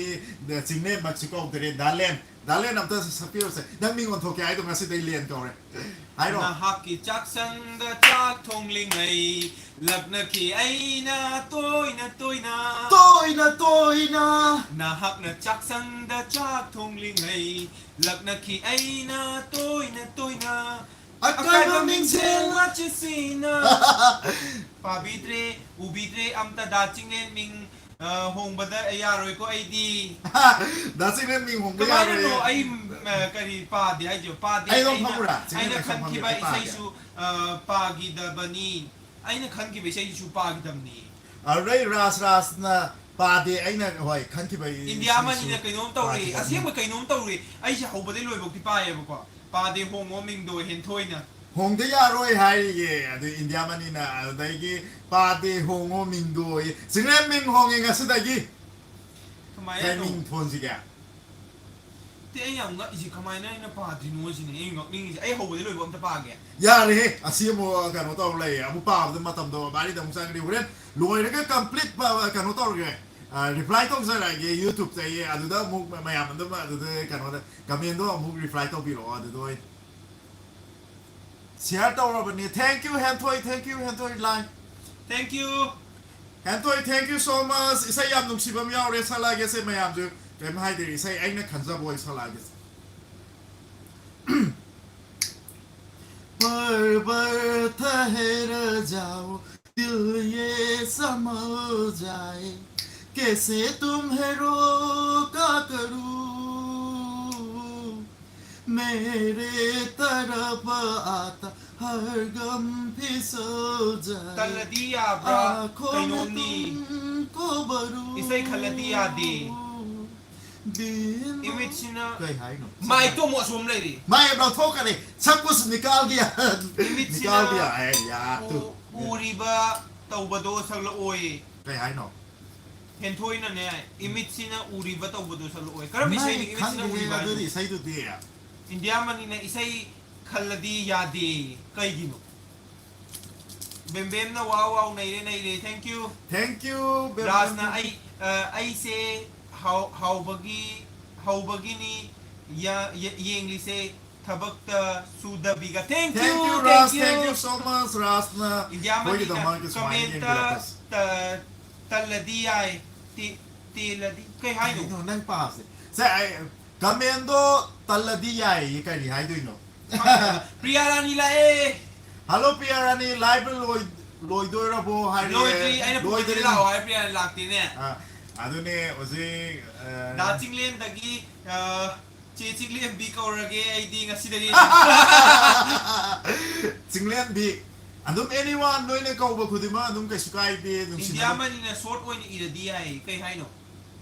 ꯁꯣꯔꯠ ꯑꯣꯏꯅ ꯏꯔꯗꯤ ꯌꯥꯏ ꯍꯥꯏꯕ ꯃꯤꯟꯁ ꯀꯃꯦꯟ ꯄꯤꯕ ꯌꯥꯗꯦ ꯁꯥꯡꯅ ꯏ ꯌꯥꯗꯦ ꯍꯥꯏꯕ ꯑꯣꯏꯔꯝꯅꯤ ꯃꯥꯒꯤꯁꯦ ꯃꯥꯒꯤꯗꯨꯗ ꯀꯃꯦꯟ ꯑꯩꯈꯣꯏꯁꯦ ꯌꯨꯇꯨꯕ ꯂꯥꯏꯚꯁꯤꯗ ꯀꯃꯦꯟ ꯁꯥꯡꯅ ꯏꯕ ꯌꯥꯗꯦ ꯁꯤꯗꯤ ꯑꯇꯩꯗꯤ ꯃꯇꯤꯛ ꯍꯣꯏ, ꯐꯤꯂꯝ ꯃꯉꯣꯟꯗ ꯃꯃꯤꯡ ꯌꯥꯗꯕ ꯌꯥꯗꯦ ꯍꯥꯏꯕ ꯑꯣꯏꯔꯝꯒꯅꯤ ꯍꯣꯏ ꯃꯥꯁꯦ ꯍꯣꯏ ꯑꯗꯨꯃꯥꯏꯅ ꯍꯥꯏꯕ ꯀꯩꯒꯤ ꯑꯣꯏꯖꯥꯠꯅꯣ ꯈꯪꯗꯦ ꯑꯩꯈꯣꯏꯁꯨ ꯂꯥꯏꯚ ꯇꯧꯕ ꯀꯨꯏꯗ꯭ꯔꯤ ꯍꯟꯗꯛꯅ ꯁꯦꯀꯦꯟ ꯑꯅꯤꯔꯛ ꯁꯨꯕ ꯂꯥꯏꯚꯅꯦꯕꯀꯣ ꯑꯗꯨꯅ ꯈꯪꯗ꯭ꯔꯦꯗ ꯑꯗꯨ ꯀꯩꯗꯧꯔꯕ ꯅꯪꯒꯤ ꯏꯁꯩ ꯑꯃ ꯁꯛꯇꯣꯛꯁꯤꯔꯥ ꯃꯌꯥꯝ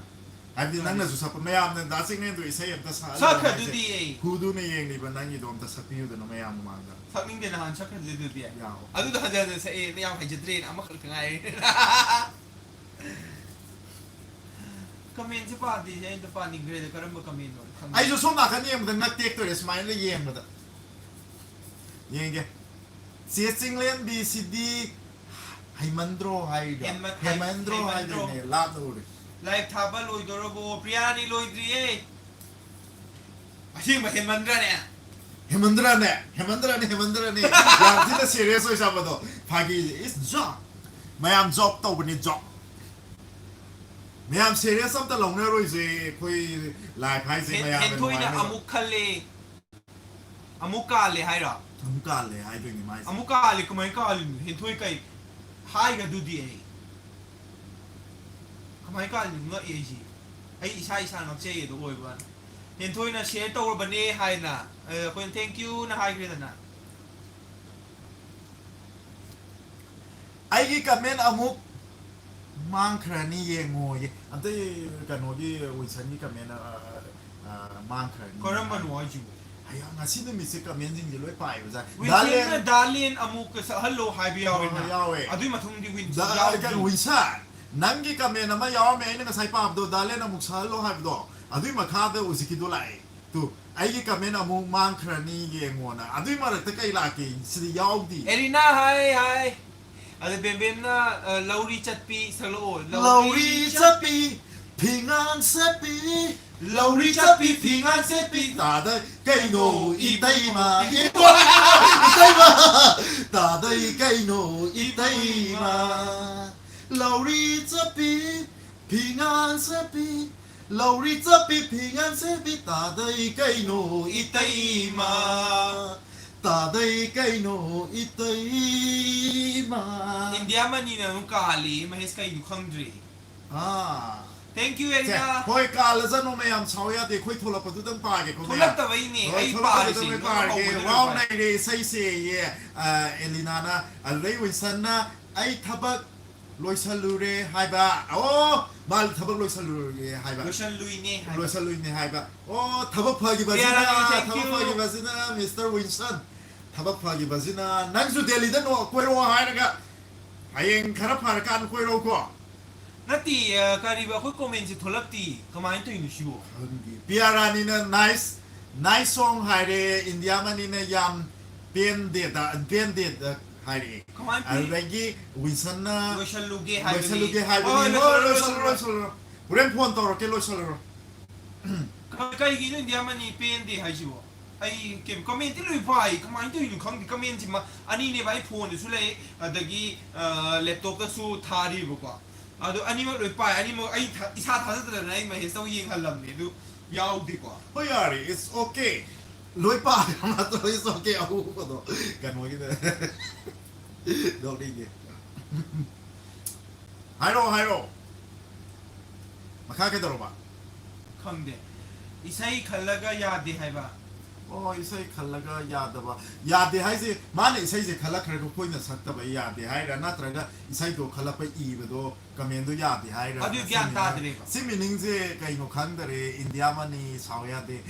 Isay khan boy ta de amon na ibiro isay do adu ga khan ta de saksara ke เดี๋ยวนี่ทับกเตาลูกไอ้ห้อยเตารู้เตา Oh, me am kamen dileto za kare ma to na. อินเดียมันเนี่ย Natti hai. Natti si wa hey ani ne inu si kun ge do kara boy do no do ba. Isai do khala ga aina saki da bai koi na saki da bai gi yadari ra natraga mani yadari ra ani do hai ne do natti hai re. การมันหนุนข้างเดียวคุยกี่คอมเมนต์สินะต่อยร้านจักรอามาดูอะไรกันนี่เฟซการียูทูบไลฟ์ตัวบุตรคุยนะไฮตาบกี้เกี่ยวช่วยไปแล้วมาโอ้ยอะไรกันนี่อิชัยดูคัลเลอร์คอมเมนต์ได้ทุลักตบะอ่ะตู้เนี่ยมาไอ้เนี่ยไฮตราอิชัยคัลเลอร์คอมเมนต์ทุลักที่ไฮจิ๋ว Oh, adu no อ่ะ ara ตู้ mani เนี่ยนะใช่ตะกี้ไอ้เนี่ยปาดีนะไม่เอาไฮดูไอ้ที่ทุลักโอ้ยไปป่ะอ่ะตู้เนี่ยป่ะ Mayam sida ka problem ama lai boy ra me you kan wada Facebook ta ya ba du mai ne YouTube ta di ke ya ram dare ka men sing de du pa di hare do mayam so ya de adu อ่ะตีดีอ่ะอ่ะดูเนี่ยไอ้เนี่ยมาใช้อินเดียมันนี่ไอ้เนี่ยไฮดูโจซี่เต้าโจซี่อ่ะตะกี้เฮนทอยอ่ะตะกี้ราสอ่ะตะกี้น่ะมาใช้ชาวโลกีมันมีเมียมด้วยงอนด่าอ่ะดูไอ้เนี่ยเตี้ยมันสิอ่ะดูไอ้ไฮดราเราไอ้ที่ลุยปาเซรีนี่ก็ไม่ละก็แค่ดูป้าดูอยู่ไอ้น่ะไอ้เนี่ยเราเอาเนี่ยก็ไม่ละไอ้กันนะจ๊ะ hello we ai gi sai sakti bagi hai thank you bam bam regi han thoi line na saudi hai re adu dai di isai bu hek khalura di hai isai bu hek khalura di ya di hai se suma mani adu di kame moi gi na ne moi youtube ki amale ram ne rule amale ram ne ba noi na pira pa du da accept to ba amale ram ne ba adu ma เอรินานะ sorry นะนาบานีไอ้กี่ number เลยแต่วันนี้นะไอ้งอนตะ call ตะวีโรโอ้ห้อยต่อเกนะ kan ra na ข้างนี้นั่งอยู่ไว้ใช้ดูดี kan wa sai is kana no I don't remember anyone อะตะกี้กันดิอะดูเนี่ยว่าอีใช่อะดูเนี่ยไม่ยามชาวพินูบ่ชาวคินูเนี่ยนั่ง ai ka men ตะ su โกเนี่ยนั่ง kan ba mayam ka ko mayam yaw kare adu saudi saudi oi adu ne ba bem kom kanone saudi di sisi koi gi mistake su natti noi gi mistake su natti YouTube ki moi gi kamen ze sigi oi ram ne ไอ้ mistake งอนตะดี call ตะวีโรโอ้ยนัดเตะอีไกเกียต่อกันนี่ adu ai kamen oh yeah okay si อะดูเนี่ยไอ้เนี่ยเตะบ่ดูไม่ยามกิก็ชาวคินูอีใช่ดูซะเกขอ sao khi nu ne nang tập thay ko ne nang sugat ke nu nang pai tho ki nu nang kamela ta ba gi khari gi sorry no koi di la pa ngai di ba ni sao ba nu ma ya sing le na pa ไอ้ da เนี่ยปาบดา soi ba na ti ko YouTube na ya da ba not network YouTube na ni ne kanaga ขัดนะบากีวะ dai fudo wa gi fudo มีฮาเล่ adu da ge ga ma kha ki da ra ge โอ้ยไฮเบเน่ไฮบะตัวโอ้ยไฮเบเน่ไฮบะไอ้เนี่ยเต ꯑꯗꯨꯅꯦꯕ ꯕꯦꯝ ꯅꯠꯇ꯭ꯔꯥꯅꯦ ꯑꯩ ꯅꯠꯇꯦꯕ ꯍꯥ ꯍꯥ ꯍꯥ isan pukar ꯑꯣꯃꯤꯇꯥꯅ ꯋꯥ ꯏꯁꯩꯗꯨꯗꯤ ifa ꯐꯖꯩ ꯑꯗꯨꯅꯦꯕ ꯉꯁꯥꯏꯗꯤ ꯑꯩꯗꯤ ꯄꯥꯈꯠꯂꯨꯔꯕꯅꯦ ꯑꯉꯥꯡ ꯃꯥꯜꯂꯦ ꯗꯥꯆꯤꯡꯅꯦ ifa phajai ꯆꯟꯊꯣꯝꯕꯤꯅ angang male daching ne je angang male mayam na ai di hanu ba man bro gai ba ai hanu ro ba mayam de khoi ma yeng na da sing ne je angang male hoi man bu di man ba ni ma angang ma นักเชลก็ไอ้ไม้เผาร่างไปนั่นก็นักเชลเนี่ย mayam ai na smai na khala ni ai mayam pa pa khang ma ni ai ke pulap lai mi na di ba ne hem ba ni ba mai pa pa ไม้คาราปาดีกว่าเกมเมราตะกี้ลับตักอะไรกันนะ adu na ne ba always live ta ai di mamang na chong thuom nom lai da na always live ko di ma ta ma di maning da dom indar lai gi ne ai na kai gi no na mani sakhalo hai ma di idea ma do oi ram ni sa ni da เผาร่างไปไม้ชีคือไอ้เกมเมราก็ลดทุนละนี่ ai di nong ta khalu da wa adu ma do adu ma di ta idea ma da ma mai pick na ba hot na lai ram ai di khan de ai di cross up ai di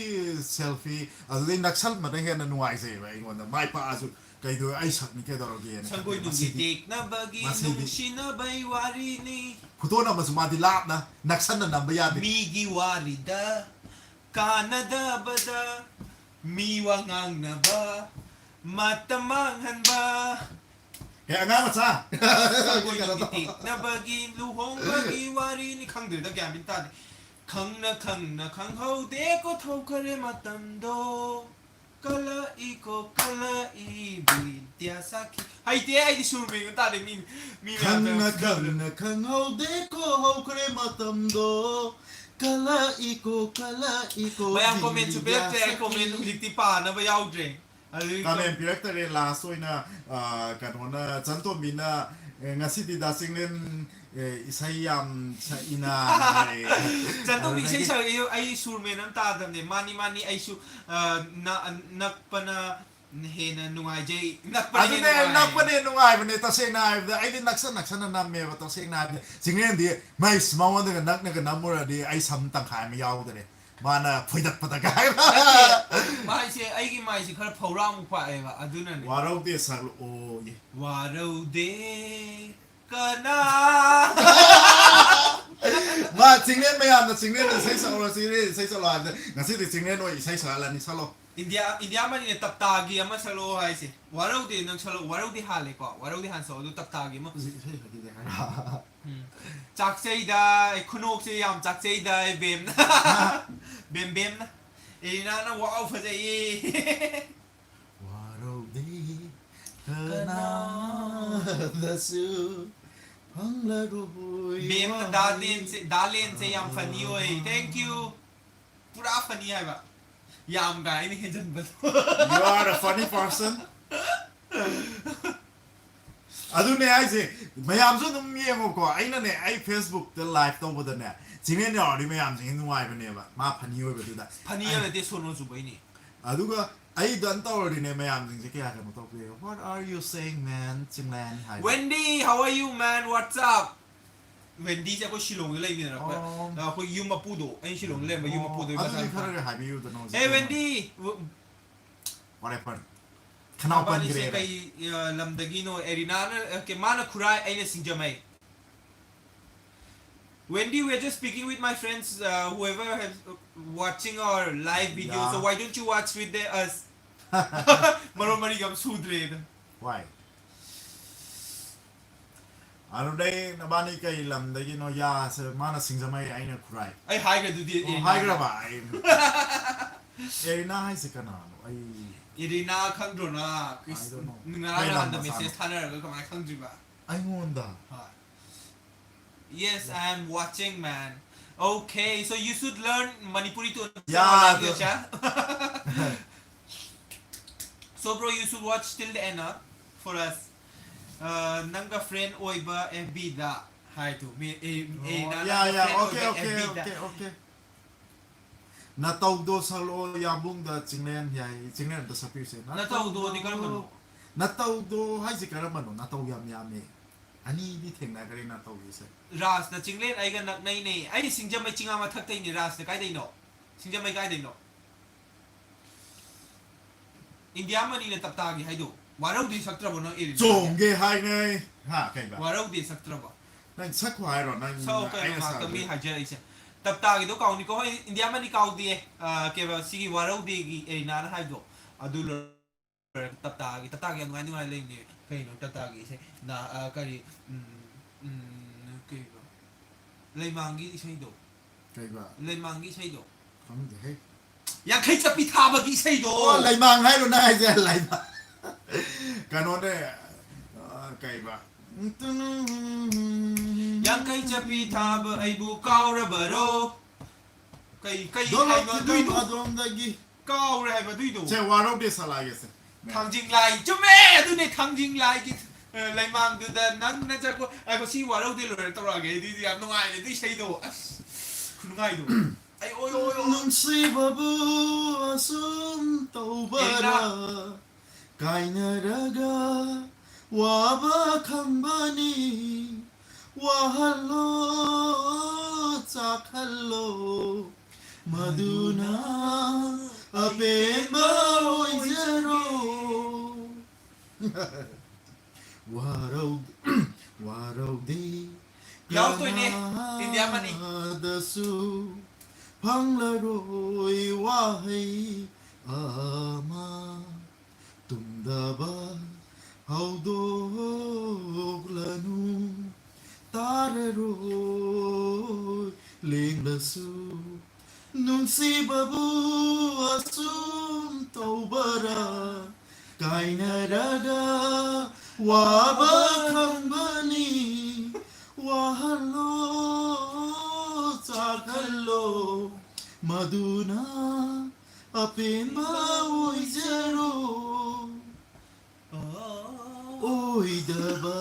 นานังกิมาจัดนีอารันบดูนะไอกิสารุกนี Enough for you. Kap ludraba milugi pirang se kambayadana kap sare donga sidi kalunang gia pamba yeng lo yai palambido ye la roya mohanai Ya, ini lu salah. Matang tahu sih. Tai xiên bờ xua đã ba lấy rô nung đã phun xin la mô chặt lo nang đi ở pom bờ mai cây đã ai bua mu ning sinh đi ra no. Okay, si puso lagi. Yeah. Everyone clap. Da chiklen yaw tu ne adagi Elina na kape adagi love suthare nung she am na sorry. Thank you so much. And Wendy na ha, I'm learning man through your videos. And yes bro, you should watch our videos again and again and again and again. Thank you Wendy. Mathang ni taptagi do. Tatay kay. Ke taptagi sai che thangjing lai gi do adagi bem na so hai thangjing lai gi leimang da. Game ku bem na kuba kure. 당진 라이기 레이망두다 낭나 비사 키바도 양카이스피 타바 아이고 까오라바로 Nang tell us. Kalay yung ayong pag. Hi, I'm Running Man. Through your video, yeah. Thank you. Thank you. 에리나 나 랍복 랍네 암누시에 하이지 땡큐 Yeah, thank you so much, Erina. So, nang si say si hi, Rona. 헐 So, they hold us. Ready? 1, 2, 3, 4 당진 라이기 레이망두다 양해 어 까이라이 양카이노 저 뭐야 나나 Ready? 1, 2, 3, 4. 당진 라이기 레이망두다 낭나 토이비 사바 아이부 양해 사비 타바 아이부 까우라바로 Dolop timpam adom dagi jagoy sana changlaki masanan bapakang aibu kaurabaro again Tangling daigi leimang duda nanna toibi sati bado Yankai sapi taba aibu kaurabaro Dolop timpam adom dagi jagoy sana sangakip masanan bapakang aibu kaurabaro Ay, you sing sa idea. ting ting ta takating ta ting ting ta takating ay na jagoy saring ay leina satik tamling ay Halo Nelo, Jingko give up the bado, Jingma natro What about your promise, man? 10 years ago, you said you'd help me fix a date for me with a Manipuri girl. So, bro, you have to still wait for 5 more years. Okay, India mani yare ko. Ay di ay no pang sa watangi nungay na ba. ꯑꯗꯨ ꯃꯌꯥꯝ ꯌꯥꯝ ꯅꯨꯡꯁꯤꯌꯦ ꯃꯌꯥꯝꯅ ꯁꯨꯃꯥꯏꯅ ꯇꯧꯔꯒ ꯑꯩꯈꯣꯏ YouTube ꯂꯥꯏꯚꯇ ꯑꯃꯨꯛ ꯌꯦꯡꯕꯤꯔꯛꯄ ꯁꯨꯃꯥꯏꯅ ꯚꯤꯌꯨꯁ ꯃꯌꯥꯝ ꯌꯥꯝ ꯅꯨꯡꯁꯤꯗꯨꯅ ꯌꯦꯡꯕꯤꯔꯛꯏꯁꯦ ꯑꯩꯈꯣꯏꯅ ꯃꯇꯝ ꯈꯨꯗꯤꯡꯃꯛꯇ ꯌꯥꯝꯅ ꯀꯩꯅꯣ ꯃꯃꯜ ꯂꯩꯕ ꯔꯦꯁꯄꯦꯛ ꯇꯧꯖꯔꯤ ꯑꯗꯨꯒ ꯑꯩꯈꯣꯏ ꯌꯨꯇ꯭ꯌꯨꯕ ꯆꯦꯅꯦꯜꯗꯁꯨ ꯑꯅꯧ ꯑꯅꯧꯕ ꯀꯩꯅꯣ ꯚꯤꯗꯤꯑꯣ ꯑꯗꯨꯝ ꯍꯥꯞꯆꯔꯛꯀꯦ ꯃꯊꯪ ꯆꯥꯃꯤꯟꯅꯁꯤ ꯑꯗꯨꯗꯩꯗꯤ ꯀꯣꯚꯔ ꯁꯣꯡ ꯑꯗꯨꯗꯩ ꯑꯩꯈꯣꯏꯒꯤ ꯆꯠꯂꯨꯕ ꯀꯣꯏꯔꯨꯕ ꯇ꯭ꯔꯥꯚꯦꯜ ꯚꯤꯗꯤꯑꯣꯁ ꯑꯗꯨꯗꯩ ꯋꯥꯛ ꯑꯥꯎꯠ ꯇꯧꯕ ꯆꯦꯂꯦꯟꯖꯤꯡ ꯑꯣꯏꯕ ꯐꯅꯤ ꯒꯦꯝ ꯃꯌꯥꯝꯒꯨꯝꯕ ꯑꯗꯨꯝ ꯍꯥꯞꯆꯔꯛꯀꯦ ꯃꯌꯥꯝ ꯅꯨꯡꯉꯥꯏ ꯅꯨꯡꯉꯥꯏꯕ ꯃꯊꯪꯗ ꯑꯩꯈꯣꯏ ꯁꯣꯏꯗꯕꯤꯗ ꯑꯊꯨꯕꯗ ꯕ꯭ꯂꯣꯛ ꯑꯃ ꯁꯦꯝꯖꯔꯛꯀꯦ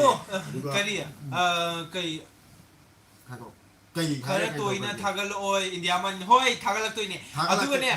ꯀꯩ ꯃꯌꯥꯝꯅ ꯑꯩꯈꯣꯏꯕꯨ ꯁꯞꯄꯣꯔꯠ ꯇꯧꯕꯤꯕ ꯅꯨꯡꯁꯤꯕꯤꯕ ꯑꯩꯈꯣꯏꯅ ꯌꯥꯝ ꯍꯔꯥꯎꯖꯩ ꯑꯗꯨꯒ ꯊꯦꯡꯛ ꯌꯨ ꯁꯞꯄꯣꯔꯠ ꯑꯗꯨꯒ what when did if I have to wait again then I'll ꯑꯗꯨ ꯃꯥꯒꯤ ꯋꯥꯔꯤꯁꯦ ꯍꯣꯏ ꯌꯥ ꯑꯣꯀꯦ ꯗꯦꯠꯁ ꯑꯣꯀꯦ ꯑꯗꯨꯒ ꯃꯌꯥꯝ ꯁꯨꯡꯁꯣꯏ ꯁꯣꯏꯗꯅ ꯑꯩꯈꯣꯏꯕꯨ ꯅꯨꯡꯁꯤꯕꯤꯗꯨꯅ ꯁꯞꯄꯣꯔꯠ ꯇꯧꯕꯤꯌꯨ ꯑꯩꯈꯣꯏ ꯆꯦꯅꯦꯜꯁꯦ ꯑꯩꯈꯣꯏꯅ 10K ꯍꯦꯛ ꯌꯧꯕꯒ ꯒꯤꯐ ꯑꯦꯋꯦ ꯁꯨꯡꯁꯣꯏ ꯁꯣꯏꯗꯅ ꯆꯤꯡꯂꯩ ꯑꯩꯈꯣꯏ ꯃꯥꯏꯅ ꯄ꯭ꯂꯥꯟ ꯇꯧꯔꯛꯀꯅꯤ ꯃꯌꯥꯝꯒꯤ ꯁꯞꯄꯣꯔꯠꯀꯤ ꯃꯇꯨꯡ ꯏꯟꯅ ꯑꯩꯈꯣꯏꯅ ꯗꯦꯜꯂꯤꯗ ꯂꯩꯖꯔꯁꯨ ꯑꯩꯈꯣꯏ ꯄꯣꯁꯇ ꯂꯣꯏ ꯊꯥꯔꯛꯀꯅꯤ ꯑꯩꯈꯣꯏ ꯑꯗꯨ ꯃꯌꯥꯝ ꯑꯩꯈꯣꯏꯒꯤ ꯄ꯭ꯂꯥꯟꯅꯦ ꯁꯤ 10K ꯌꯧꯅꯕ ꯀꯔꯤ ꯉꯥꯏꯈꯣꯅꯦ ꯑꯩ ꯉꯁꯥꯏ ꯍꯥꯏꯒꯦ ꯇꯧꯕꯗꯣ ꯀꯥꯎꯊꯣꯛꯈ꯭ꯔꯦ ꯗꯥꯏꯂꯣꯒꯀ ꯂꯣꯏ ꯀꯥꯎꯈ꯭ꯔꯦ ꯑꯩ ꯑꯗꯨ ꯍꯥꯏꯔꯣ ꯕꯣꯔꯤꯡ ꯆꯨꯅꯤ ꯅꯪ ꯑꯗꯨ ꯅꯤꯡꯁꯤꯡꯅꯕ ꯍꯣꯠꯅꯕꯗ ꯑꯗꯨ ꯃꯌꯥꯝ ꯁꯨꯃꯥꯏꯅ ꯅꯨꯡꯁꯤꯕꯤꯕꯁꯦ ꯑꯩꯈꯣꯏꯁꯨ ꯌꯥꯝ ꯍꯔꯥꯎꯋꯦ ꯑꯗꯨꯅ ꯃꯌꯥꯝꯁꯨ ꯌꯥꯝ ꯆꯦꯛꯁꯤꯟꯅ ꯂꯩꯕꯤꯌꯣ ꯀꯩꯒꯤꯅꯣ ꯋꯥꯈꯜ ꯅꯨꯡꯉꯥꯏꯅ ꯅꯨꯡꯉꯥꯏꯅ ꯆꯦꯛꯁꯤꯟꯅ ꯂꯩꯕꯤꯌꯣ ꯑꯩꯒꯤꯁꯨ ꯊꯥꯔꯛꯇꯣꯏꯔꯣ ꯒꯤꯐꯇ ꯍꯣꯏ ꯒꯤꯐ ꯊꯥꯔꯛꯇꯣꯏꯅꯤ ꯃꯥꯅꯦ ꯒꯤꯐ ꯂꯣꯏ ꯊꯥꯔꯛꯀꯅꯤ ꯑꯩꯈꯣꯏꯅ ꯍꯥꯏꯕ ꯃꯤꯟꯁ गिव अवे मीन्स अखोई 10K मयाम न सपोर्ट तौरकान 10K यौरे हायर कानदुदा अखोई सुंजोय सोइदुना रोटरी अदु मयाम सपोर्ट तौबिबा अखोइना अखोइना हदि अखोइन तौरिसिंजे कछु नुंगाइबा खोइपा बुदि नत्ते अदु मयाम न येंगबिसे अदु दे अखोइना हराउ सी ममन याम लाइबा खुदोनि मयाम अखोइदा बिबिरिसे अदु मयाम केनो तौगे अखोइगी लाइफ सिसु मतान से लोइसनजरगे अमुक नेक्स्ट लाइफ अम तौजरगे मथंगसु लाइव येंगियो को अदु ngасai अखोइ कमेंट पादे हादु कमेंट लोइ पाएबो को अदु साउबिनु को अदुगा ngasi अखोइना लाइव तौबसिदा सुम के सोइगिबला नुंगाइगिबा जम नुंगाइना बाने पंगांग गांगिबने अदु नुंगाइतबा नुंगाइ के वारौबा वहाई नुंगाइतबा वहाई यावरगदी अदु ngakpiyo अदु अखोइना थौइंकी हाइ हाइबि नते फागी ओइ कै ओइ पंगनोक नोकसे ने ngaktangi अवाबा म्याम मर्क्सिदा नत्रा सुम वार ले याब्रा पुन्सिसिबो नत्रा नत्रे वावाना के आई तम दे दुदा दि लास्ट नत्रा आरेदो अदु मयाम सौबिगा नो मयाम सोइगे प्लान बा यावजु मयाम नबुंग नसनी नबुंग नि नत्रा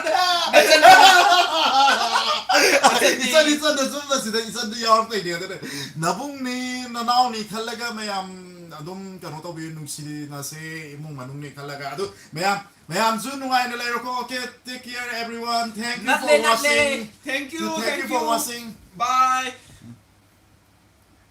or X